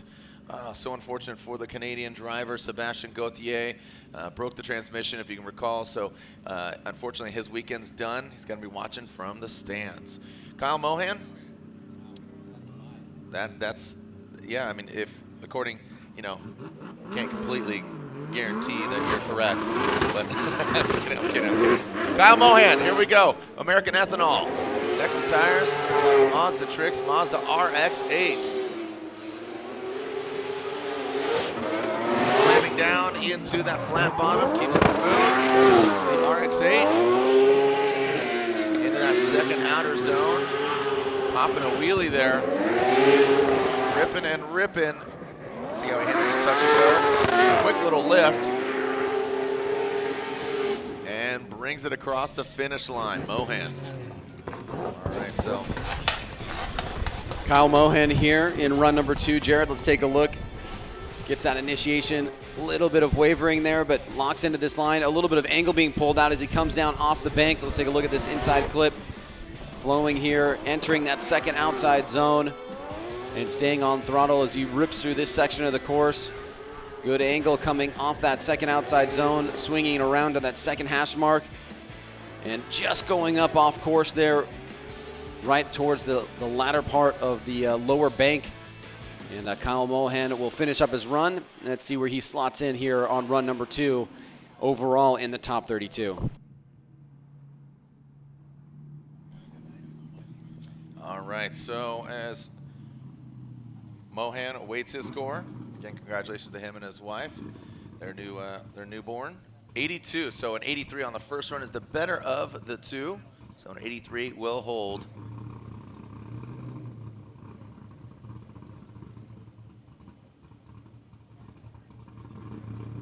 All right, and here we go with Dylan Hughes, the dozer. D. Hugh, mid-fire. All right, here we go, Dylan. Black Magic Advanced Auto Parts, BMW. Yes, wow, really flirting with that wall. Massive angle there. Looking inside his cockpit, you can see him working the hands. Whoa, what happened there? That was crazy. Just maxing out that angle. Ryan, I thought for sure he was either going to rotate or lose drift. All right, got to go. What is he, late for a date or something? Man, he's ripping. He's about to jump that thing out of here. Yeah, he was full lock to full lock to full lock on those 3 succession of turns there. Let's take a look at this. You can tell he's already starting off aggressive. Gets that initiation, starts off mid, then works his way up the bank, trying to lock in that line for as long as he can. Now coming down off, flowing through that first inside clip. Looking good so far. This is where we saw that massive angle coming out of outside zone 2, but he goes up off the course. He just saves it there. Big angle on that inside clip, and a good flow here to make up for that little bit of a mistake leaving outside zone 2. So for Dylan Hughes, it looks like he's got 2 solid runs back to back. We'll see if it betters the 91 on run number 1. Here he is right here. He just goes up off the bank a little bit, and that's a great save and still made it look pretty good, even though he'll get a little bit of a deduction there.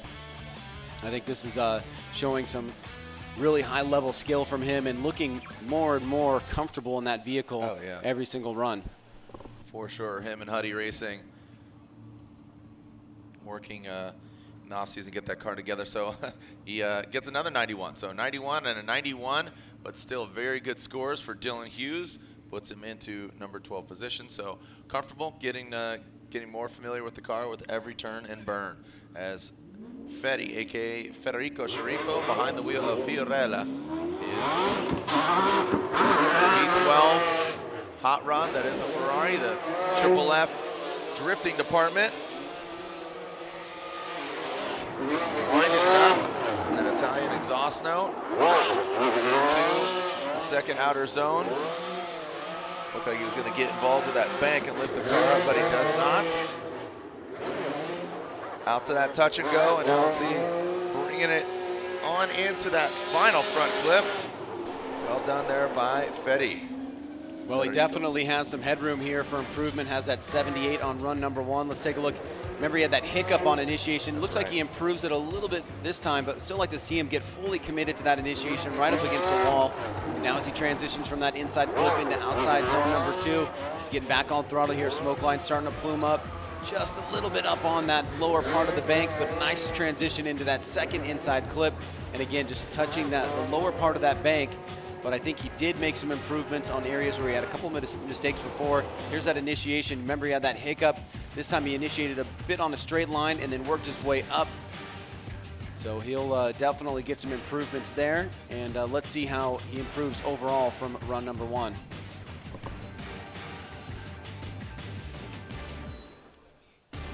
All right, here we go with the second run score.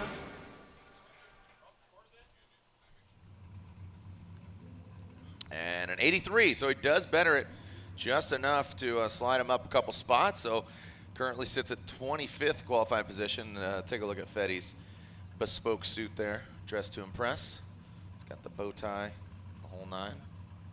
So a 78 and an 83 on his second run. All right, here's the other Cadillac ATS-V, Taylor Hull. His comp cams. Business coach. You can see driven on the hood. Coming to us from Georgia.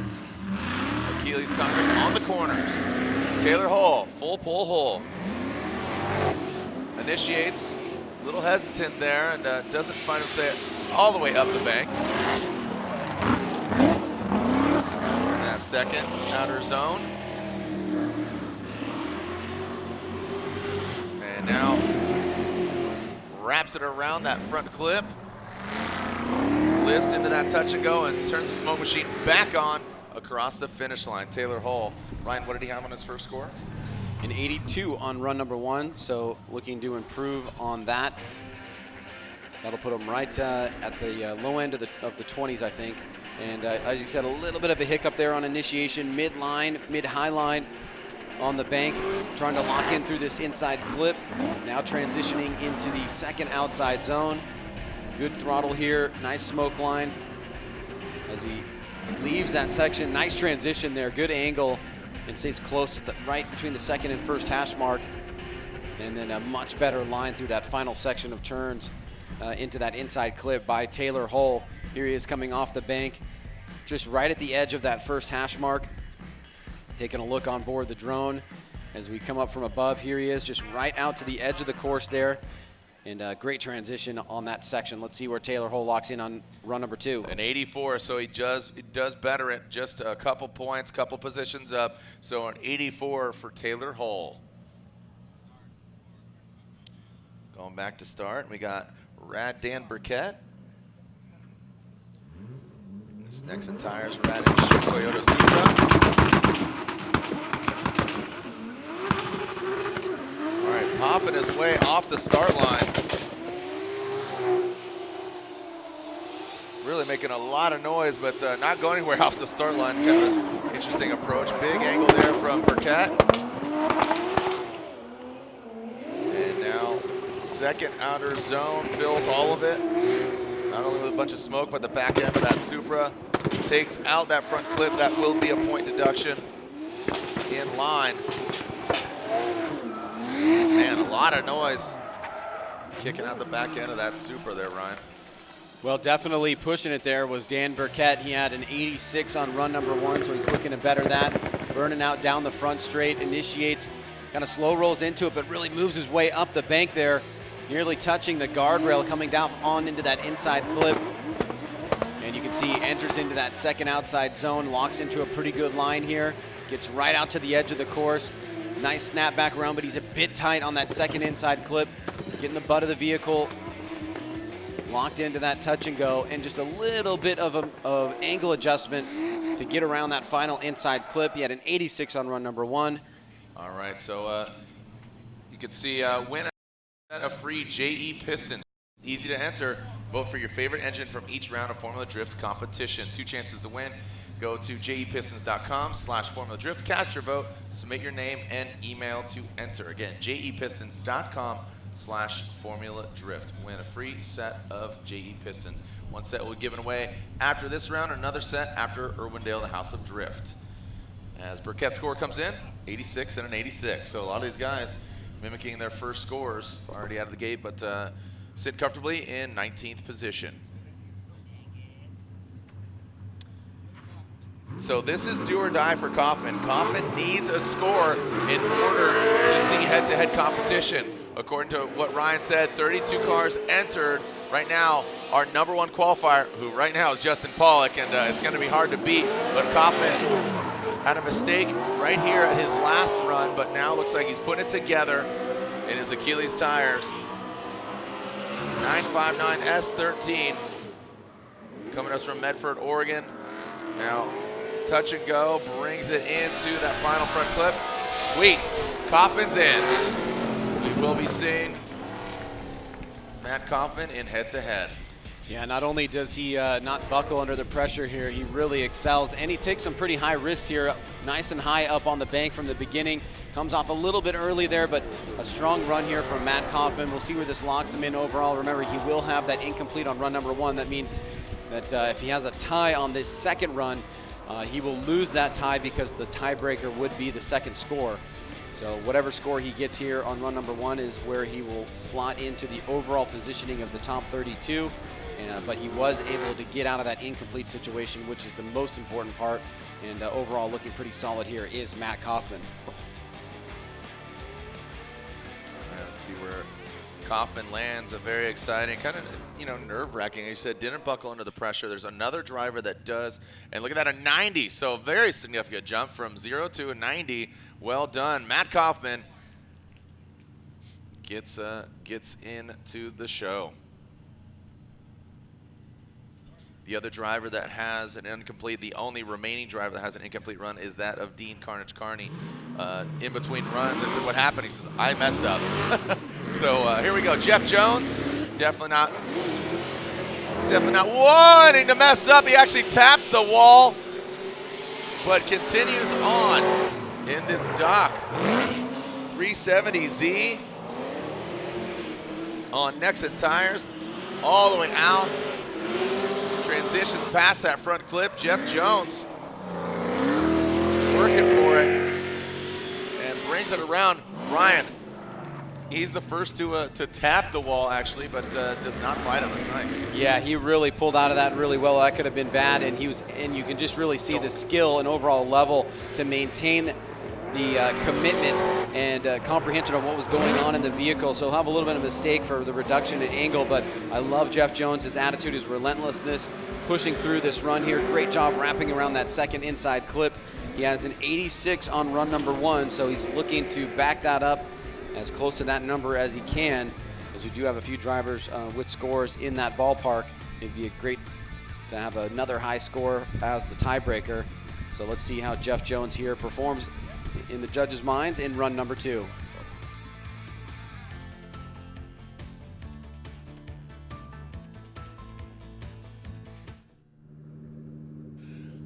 All right, Jeff Jones score at 91, so he does better it from an 86 to a 91 for Mr. Jones. Attaboy.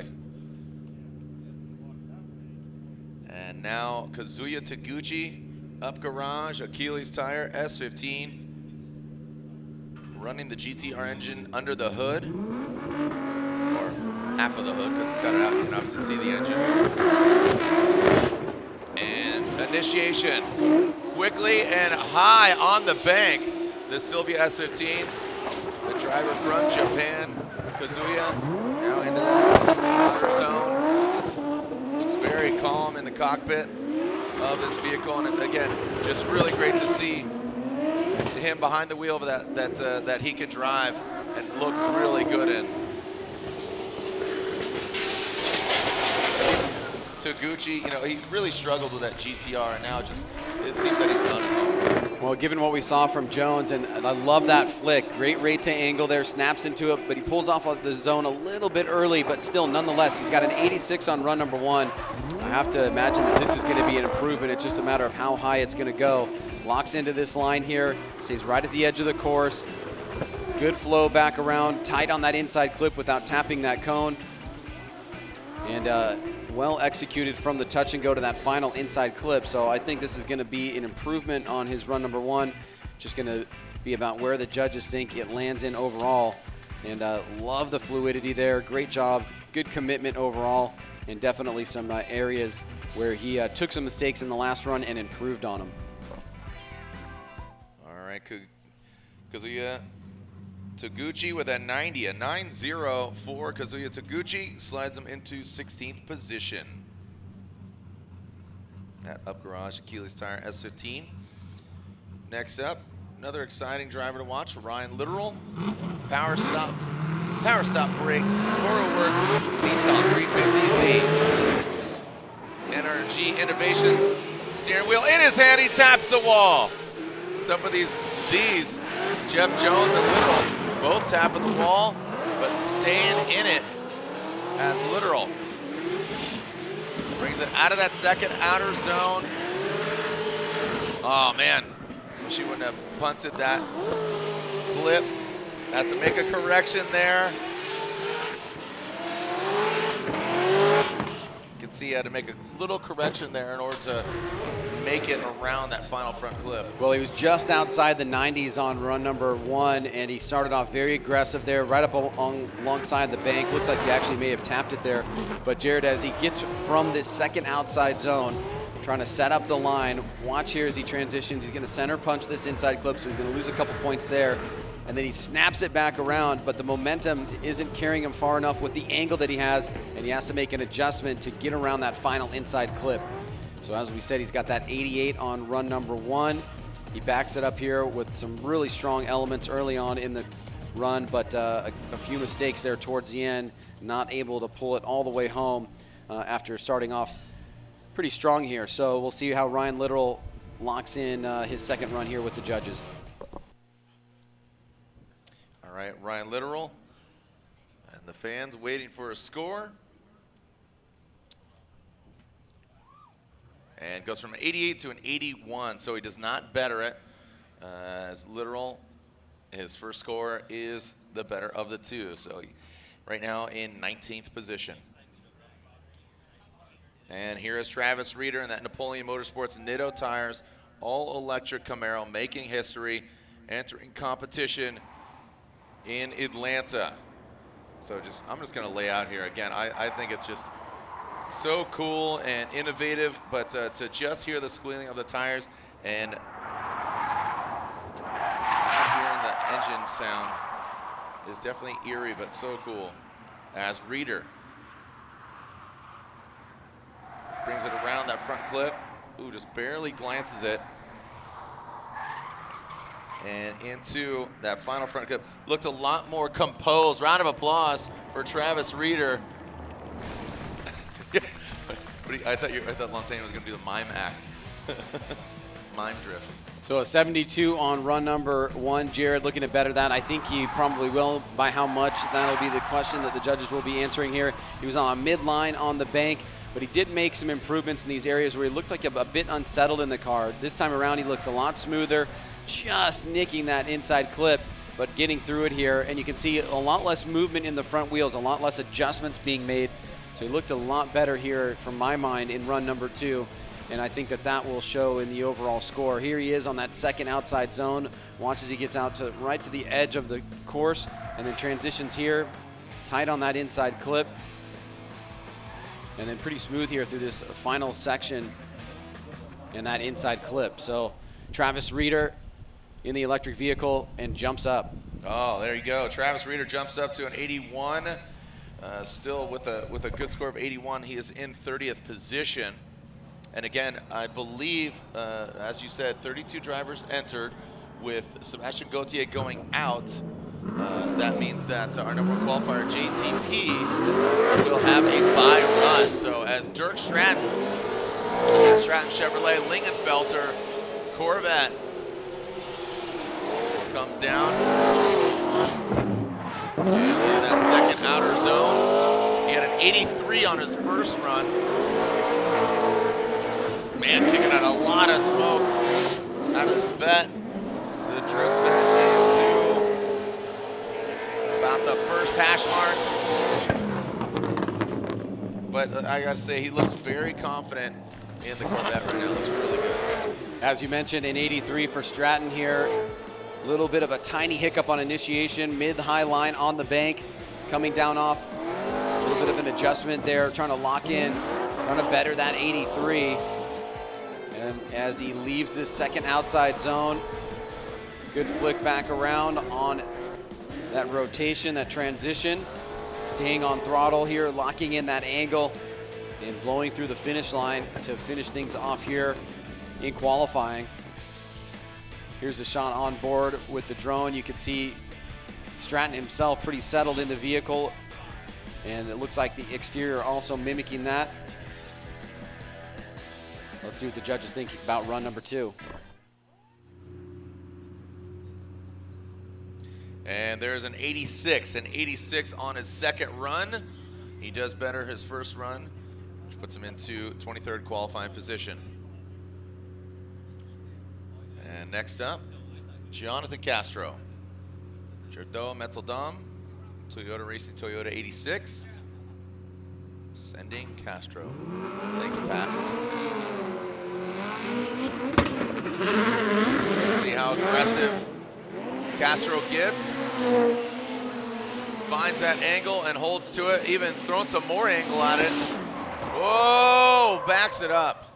Unfortunately for Castro, that will be an incomplete, but fortunately he did have a score on his first run. So it looks like he's just gonna finish out the rest of it. Maybe to find out what transpired, maybe something happened. So Castro with an incomplete on his second run. Of course, his first run of an 85 will be the better of the two.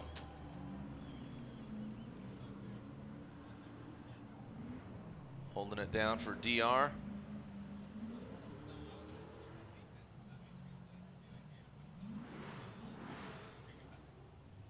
All right. Autograph session and pit party. That's tomorrow at 3:15. Tomorrow 3:15. Von Gittin Jr., Chelsea Denofa over at the Fun Haver Tour activation. Fun Haver Tour powered by Ford Performance. Von Gittin Jr. and Chelsea Denofa tomorrow at 3:15.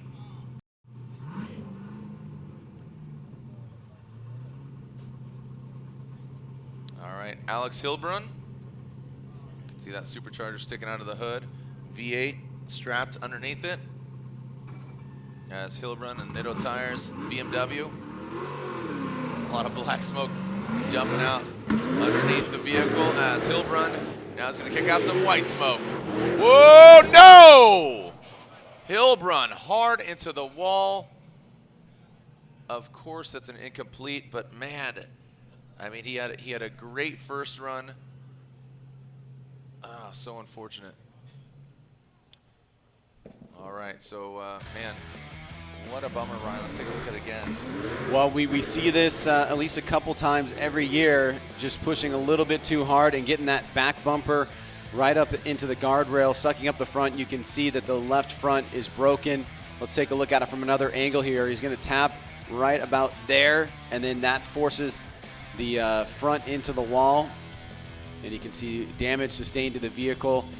He actually taps right in front of the camera there, and you can see some debris flying off, but unfortunately this will be an incomplete. Here it is from the drone. This will give a really good perspective.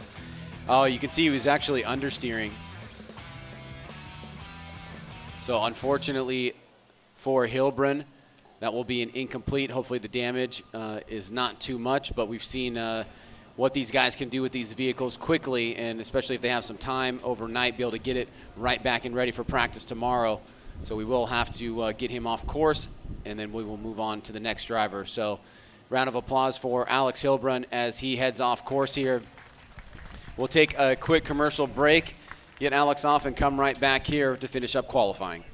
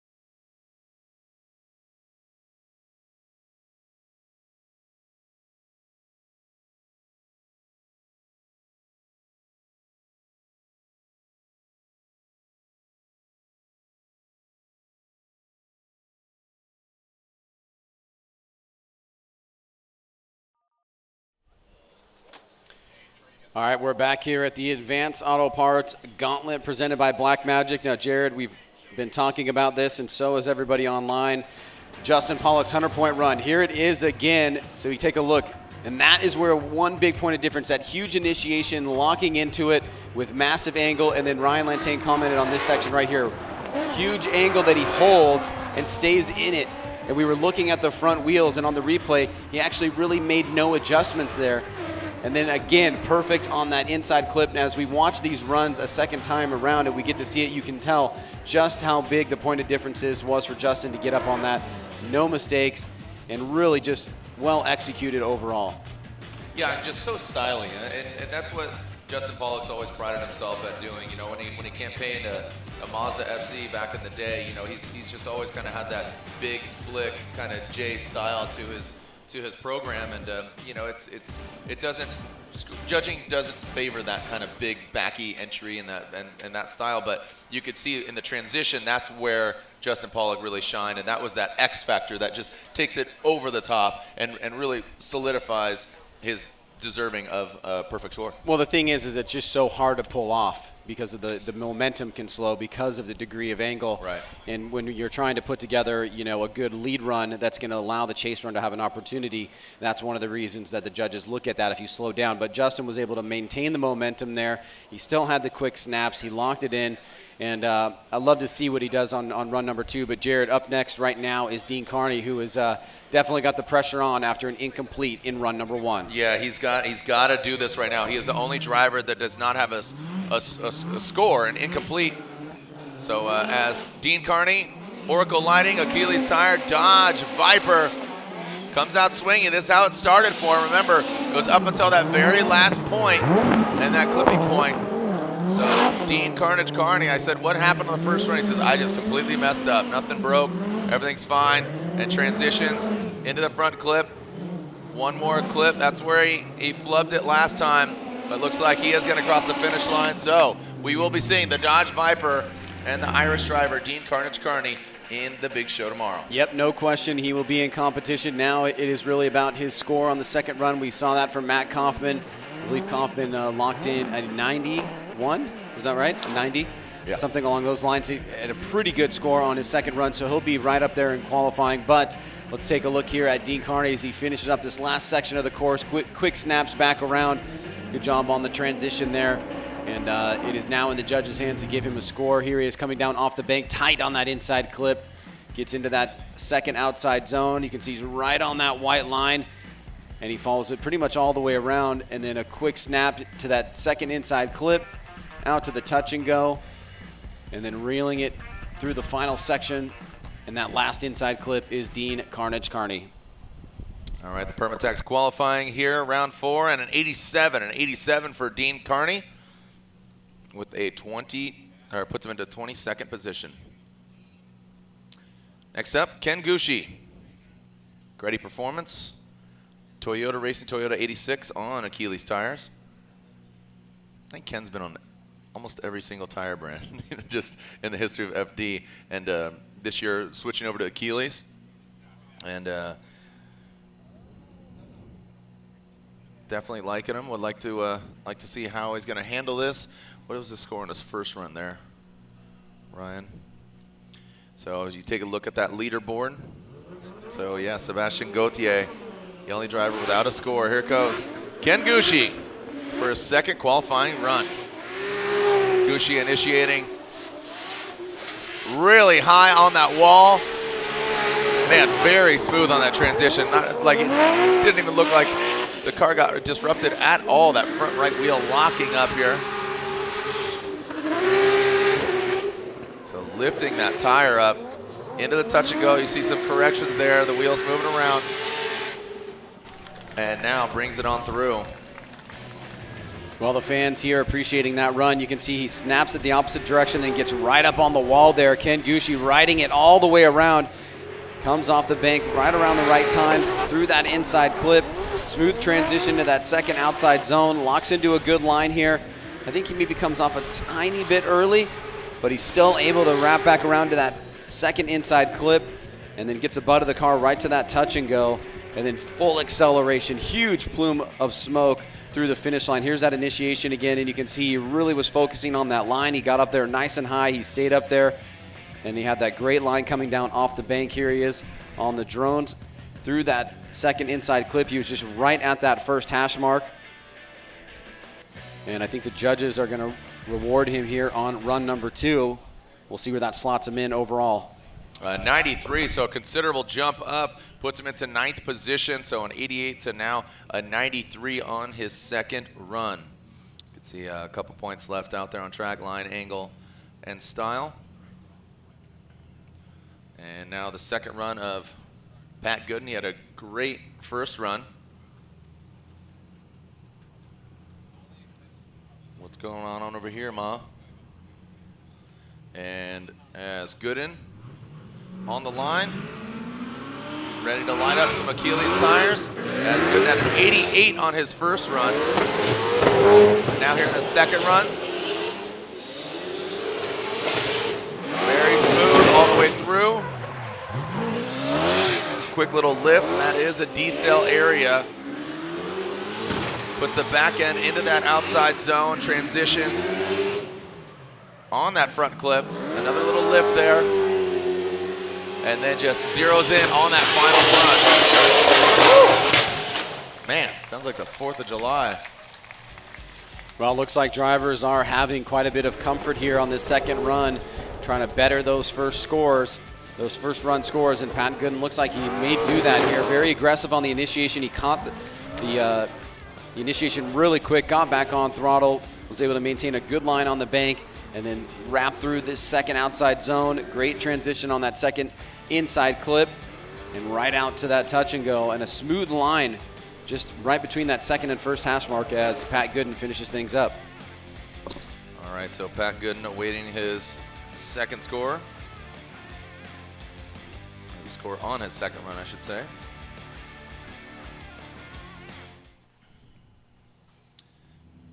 See the wind calming down just a little bit, but a 93 on his second run. A 93 puts him into 9th position, so a 93 and an 88. Oh, that's interesting. Yeah. Did Gucci have an 88 too?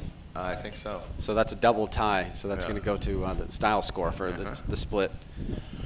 Man, you wonder what Justin's going to do here. Does he go back to back, try to go for perfect runs, or is he kind of just pedal it? I mean, I think it's smart to, he could park it and just rest on his laurels, or rest on that awesome score. Just get out right now and mic drop the keys. JTP initiates really strong, goes for it again. Nope. No chilling, no hanging out, except the back end of that Ford Mustang. Brings it into that second outer zone. This is a good opportunity for him to get more track time, get familiar with the new setup here at Wall. Oh, punts it out of the way. So this will obviously not be a 100-point run. But again, a great opportunity. Round of applause for the perfect score of JTP on his first run. This will not be perfect because even with the 2-point deduction with that front clip cone being hit. Well, there's that initiation, right? He snaps into it, he puts angle in the car really quickly, and he holds it there, and then he drives that line around the big bank. And that really was a point of difference between him and everybody else here that got him that 100-point run. But as you said, Jared, just coming off the second outside zone, he transitioned a bit early there. He was on the inside, tapped that cone, so at least a 2-point deduction. So for him, he's going to have to settle with, with a very poor 95, 96 or something like that. All right. But overall, a great performance from him, a memorable event for JTP here in New Jersey, getting that 100-point run. I'm going to call him Slim Jim, dude. Just snap right into it on that initiation. Just really well done by Pollock, and just an exciting run to watch there, that first run, and even the second run. But a 90, so 100 and a 90. Our Black Magic top qualifier, JTP. So any driver higher than a 90, they'd have to get a perfect run in order to take out JTP. Matt Field here in this Falcon Tires Borla exhaust Corvette. And here comes the beast from the Bay. Initiates, locking up that front right. Transition to the flat portion. So good. So far, so good for Field. Whoa, buddy. just on that transition, you saw him transition a little too early, taking out that front clip, inside clipping point. But that would be a fun battle to watch. Take a look at it again here, Ryan. Well, Field looks a little bit out of his sync on this run here. He made a couple mistakes that don't seem like the typical Matt Field that we see. Comes down off the bank, just touches that inside clip. Now he puts a lot of angle in the car, but notice how far on the inside he is on this second outside zone. And then as he transitions here, he's going to come up a little bit tight. He's going to center punch that clip. And you can see just not the flow that we're used to here. So he does have that 88, I believe, on his first run. And we'll see how the judges take this into account overall. But a couple noticeable mistakes there for Matt Field. A little bit out of character for him. But a good opportunity for him to get some more track time here and prepare, as he's guaranteed into the top 32.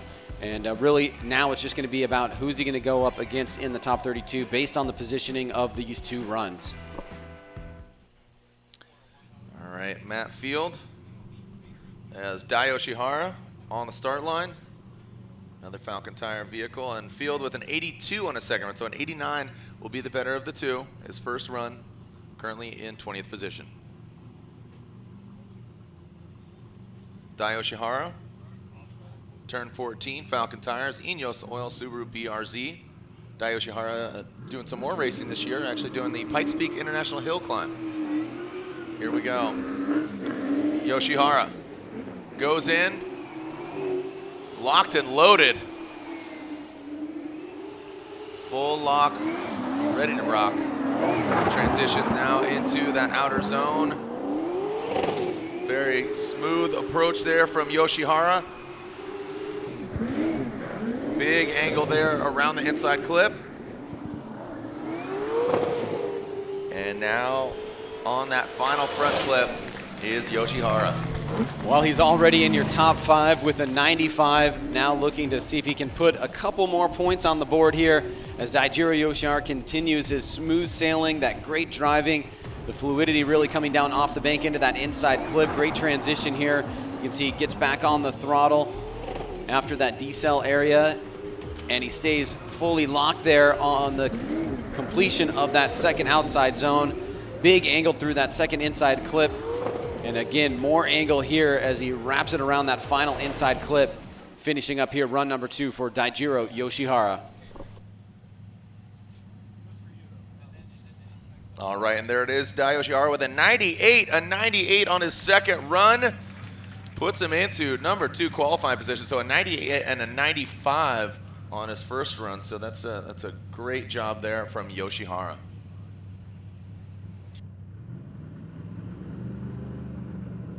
All right, here we go. Vaughn Gittin Jr. as Gittin. He had a decent score on his first run.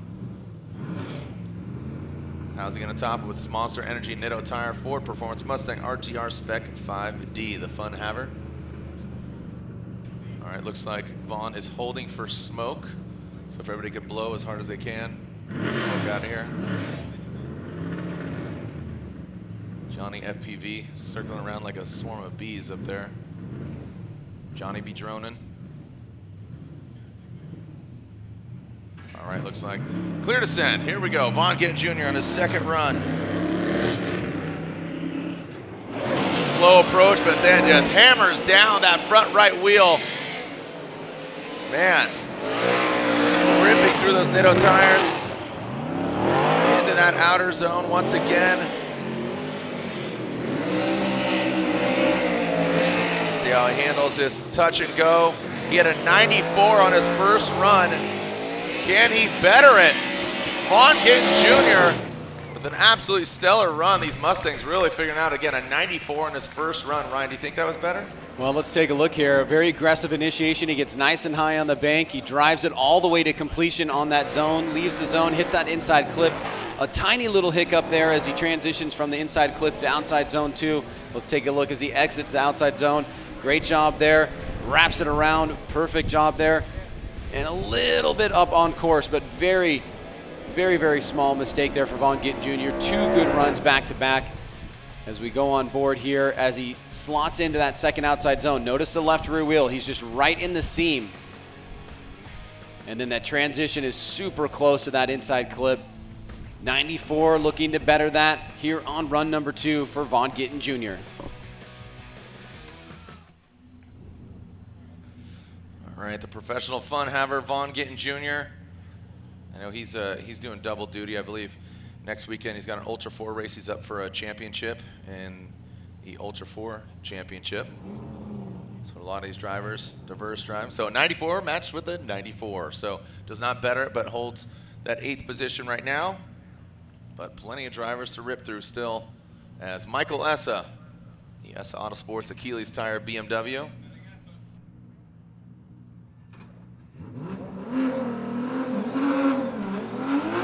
And here comes Essa on his second run. Essa had a 91 on his first run. Wants to better it. Really smooth. Into the second. Listen to that exhaust note, just absolutely consistent. And just hammered down. I mean, he threw a brick on the pedal. I mean, seriously, I think he put a zip tie around the gas pedal and just clipped it off across the finish line. Well, he's just so good at being aggressive but still smooth, and as he tries to pull off this bank here, he comes off a little bit early. He had a little tiny step there in the overall run, but now looking as he gets to that second outside zone, great job there, leaves that section of the course, hits that inside clip, fluid transition, and then mashing the throttle here through the finish line is Michael Essa, so great job by him. Run number 2 is in the books, looking to better that 91.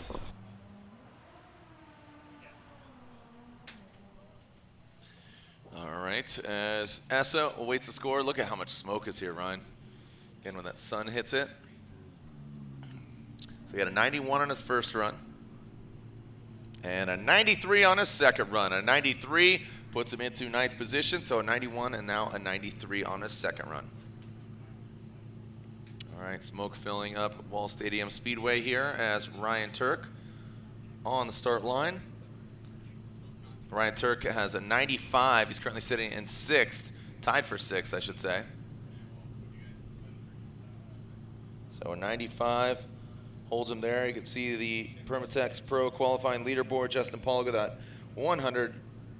Yoshihara sitting 2nd, Osbo 3rd, James Dean, the machine, in 4th, and then Odi Bakshis, our current points leader, sitting in 5th. All signs are saying that JTP will be our blackout, or excuse me, yes. Oh, our gum out, whoa, the gum out Toyota 86. Speaking of blackout, Ryan Turk and Chris Forsberg, watch them and all their antics and building cars as Ryan Turk, Toyota Racing, Toyota 86, punts the clip, and the Nitto tires stop producing smoke, but again, Ryan Turk with a point deduction for hitting that front clip. Yeah, flirting with disaster here, almost getting into the wall there, but pulls it off. You can see he had to get off throttle there for a second on the big bank, saving the vehicle and still making it look pretty clean here is Ryan Turk. Getting back on the throttle in the midpoint of outside zone 2. Big plume of smoke as he comes up a little bit tight on that second inside clip. Now into the touch and go. Wrapping back around is Ryan Turk to finish up strong here on run number 2. Here it is right here. You can see a little bit of a stepped initiation and just ever so close. You can actually see a lot of debris flying up as he passed by there. So Ryan Turk avoiding a wreck and pulling it off pretty well overall. That's what the judges like to see, but he did have a couple little mistakes that may take away some points, like that one right there on that second inside clip. And Ryan Turk with a 93 on his second run. Would have been a 95 if he didn't hit that cone. So his first run, the better of the 2, but still a 95, a great score.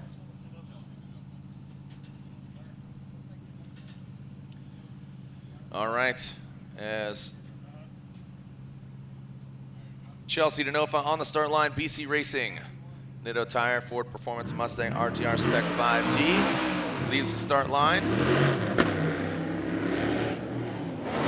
See if Denofa can better his first score. Again, these Mustangs, absolutely savage here.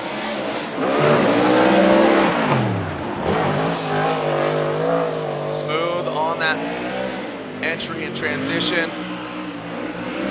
Maxing out the angle, a 95 in his first run, another hit of that front clip. And you can just see barely through the smoke from that distance. And it was his own smoke that he was driving back through. Let's watch this, because the commitment into outside zone 2 looked really amazing to me. He's pretty aggressive on the bank. He stays up for a long time right here from the inside clip. He gets big angle in the car, and he commits to it, and notice how quickly back he's on throttle right past that decel area. Huge angle there from Chelsea DeNova. 2 solid runs back to back, a little bit tight on that second inside clip, and a couple little adjustments there as he gets to the touch and go, but a very smoky, fast, aggressive Chelsea DeNova-esque run is what we saw there from him in run number 2. As DeNova waits for the score, our next driver pulling up to the line, James Dean. We're almost nearing completion here of qualifying, second run. And we do have an autograph signing later, so you can meet and greet your favorite drivers. Again, just an absolutely beautiful day here. 91 on his second run, so a 95. His first score is the better of the 2, so that will hold. James Dean, the machine, on the start line. And this Wordhouse Drift Team Falcon tires. S15 Sylvia. And there he is, the 2-time defending champion, the little Irish flag waving. All right. Let's see how he throws down here in his second run. As James Dean had a 97 on his first run, he's already sitting tied for third, but he wants to back that up. Right now, he's doing it. You're doing it, Dean. You're doing it. James now out that touch and go, and into that final clip. James the Machine Dean. Notice the commitment to the line right after initiation, Jared.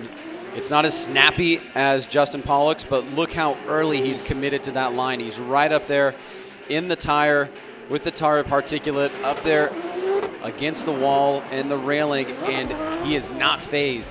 Comes down off the bank. Could add a little bit more angle on inside clip 1, but he entered into outside zone 2 with an incredible amount of speed. He got back on throttle very early, and then this section of the course he just navigates extremely well with no mistakes whatsoever from James Dean. I think he'll definitely back up his score here, and he'll be right up there in the top 3. All right, James Dean already with that 95, wants to back that up to not be tied with third or get even higher. Get higher, baby. And 97, thank you for knowing what I was doing there. So a 97 and a 97 slides him into third right now, but still a lot of talent to go. Even his own teammate right behind him, Piotr Visik. Yeah, thanks. I compliment you, Ryan, for knowing the song I was giving reference to. I appreciate that. Here we go, Piotr Visik, Wordhouse Drift Team, Falcon Tires, Sylvia. Yeah, all right, so you can see him massaging his way up the bank. Transition now, let's see what he's got here in the second zone. Very smooth from Piotr.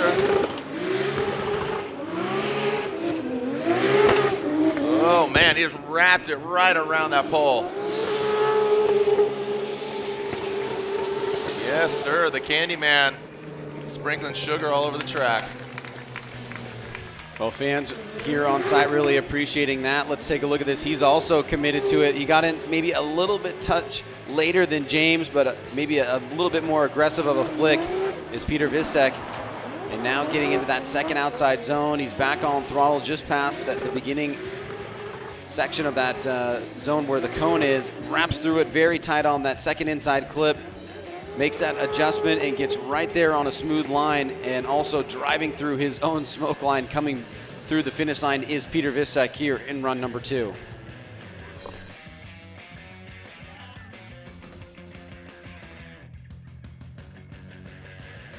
All right, Piotr awaiting his score on his second run. as Forrest Wang makes his way down the hill, and there it is, a 96. A 96 does better his 91, puts him into 5th position. Forrest Wang on the line. Yellow Speed Suspension, NRG Innovations, Get Nuts Laboratory, Achilles Tire. Sylvia, the 2JZ, Hayden V8, Mobile. Yeah, gets up there, trying to drag that Super Doof to a performance body kit on the wall. Now into that second outer zone. Again, that signature fluid, silky style that Ryan always likes to point out. And does it once again. Great looking car, out to the touch and go, and tight to that final inside clip. Well done from Forrest Wang, gaining some applause. Yeah, definitely a lot of appreciation here. Forrest trying to lock into that line early. Big smoke line. You can see some of the remnants from Peter Visek on that last run. Gets through that inside clip very tight, and then gets into the second outside zone with a huge amount of angle. And then I love this section here, from there to there to there. Smooth transitions all the way through, and you can see he pretty much stays on throttle, using the angle to slow the car down, putting it in the right position. And here he is, leaving that first outside zone as he's locked into that line, and a smooth transition back to that inside clip, and then another one back around to that outside touch and go.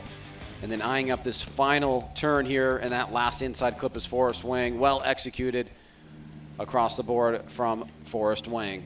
Forrest Wang with a 98 on his second run. So a 98 on his second run, it betters the 93, currently in 3rd position. Chris Forsberg on the start line. Remember, after this, meet and greet your favorite drivers, including a 3-time champ. Chris Forsberg on the line. That's at 6 o'clock. So Forsberg with a 93 on his first run. The NOS energy drink, Nexen tires, Nissan 370Z. Watch him and Ryan Turk on Drift This, Motor Trend on demand. Subscribe to Motor Trend and watch. Chris Forsberg throwing it in. Now come on down. Past that front clip. Smooth into that second outer zone. Let's see how he handles his transition. Absolutely ripping here into the touch and go. And dialing it in on the front clip. Master class there. Good job. I think that's definitely going to beat out his first score. Ryan? Well, consistency has been the name of the game for Chris pretty much the entirety of his career, and now we see he's continuing that philosophy in his second qualifying run, looking to better, trying to find a stronger position for the top 32 tomorrow, leaving this second outside zone. Good angle here. And now wrapping through that second inside clip is Chris through this final touch and go here, drawing that nice smooth line through the finish line, finishing up his day. As he comes down off the bank, we get a shot on the drone. You can see how well he's able to execute that first inside clip and then getting into that second outside zone. Draws this line here. He could have been just maybe like 6 inches deeper there for about half a step on that second outside zone, as they do get the white line to the yellow line there to receive full points.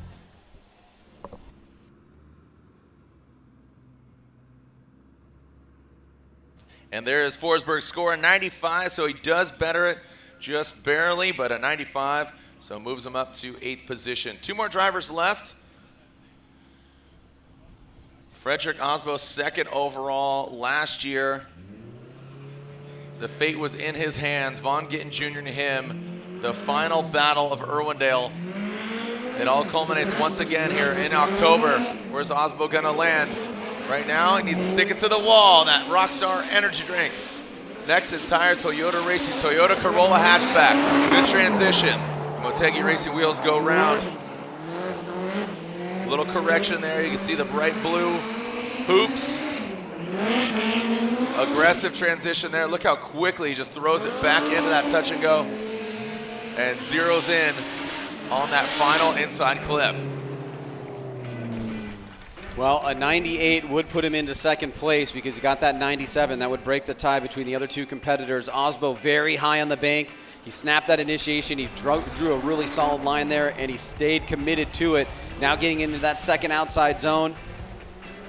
He's on a good line here. He's got good angle. Nice snap back around, very tight. Great job on the touch and go. Notice the wheels not locking up. He's staying on throttle, using the angle to slow the vehicle down and then get back on it. So Frederick Osbo putting up a good fight here. And Jared, he does lock in the score he needs. A 98 moves Frederick Osbo up to second, so a 97 and a 98. So look at that, Ryan. You're, again, looking at your crystal ball. Well executed there. A 97 and a 98 for Frederick Osbo. Puts him into that number 2 position. And as you could see, we got that of Odi Bakshis. He's currently sitting in 7th. This is our final driver. Our final driver here. Odi Bakshis initiates. Well done from Odi, our current points leader. Really high on the bank. Now brings it down. Into his second outer zone. Big angle from him. And brings it around. Out to touch and go. Whoa, big hiccup there. Really almost came to a halt. Yeah, I mean, he downshifted there, and you saw the car, just the attitude kind of almost came to a halt. So Odi really initiating high up on the bank. It looks like he may have mistimed it a little bit there. He had to come down a bit early. But looking aggressive here as he enters his second outside zone. Our final driver of the day, trying to accumulate as many points as he can, get the best positioning for tomorrow's top 32. Very tight on that inside clip, slots up here. And you can see a little bit of an adjustment there, but I love the line there towards the finish line. Hits that final inside clip and closes up. Here is Odi Bakshis coming down off the bank from the drone. Very tight on that inside clip. And you can see he's immediately back on throttle past that decel zone right at the beginning of outside zone 2. Snap back around by Odi Bakshis. And finishing up his run here, making it look good, is the number 1 in points currently right now in the 2019 season. Tune in tomorrow, June 8th. Again, top 32, 12:45 halftime show featuring the boys of Maximum Drift Cast. Again, our halftime show brought to you by Brid and BC Racing, Paco, Corey, and Sam Nalvin. And again, top 16 national anthem opening ceremonies at 4:30 local time. Thanks for joining us either in the building or online. Ryan, we're getting Odi's score, a 93, so a 96 and a 93, so a 96 is first score, the better of the two. He'll hold on to that number 6 spot unofficially. So thanks for joining us. Ryan, any closing comments? All right, thank you. And again, thanks for joining us either online or in the building. This is Advanced Auto Parts, The Gauntlet, presented by Black Magic, round 4 of the Formula Drift Black Magic Pro Championship. I'm Jared Dienda. We'll see you guys tomorrow for game day here in New Jersey.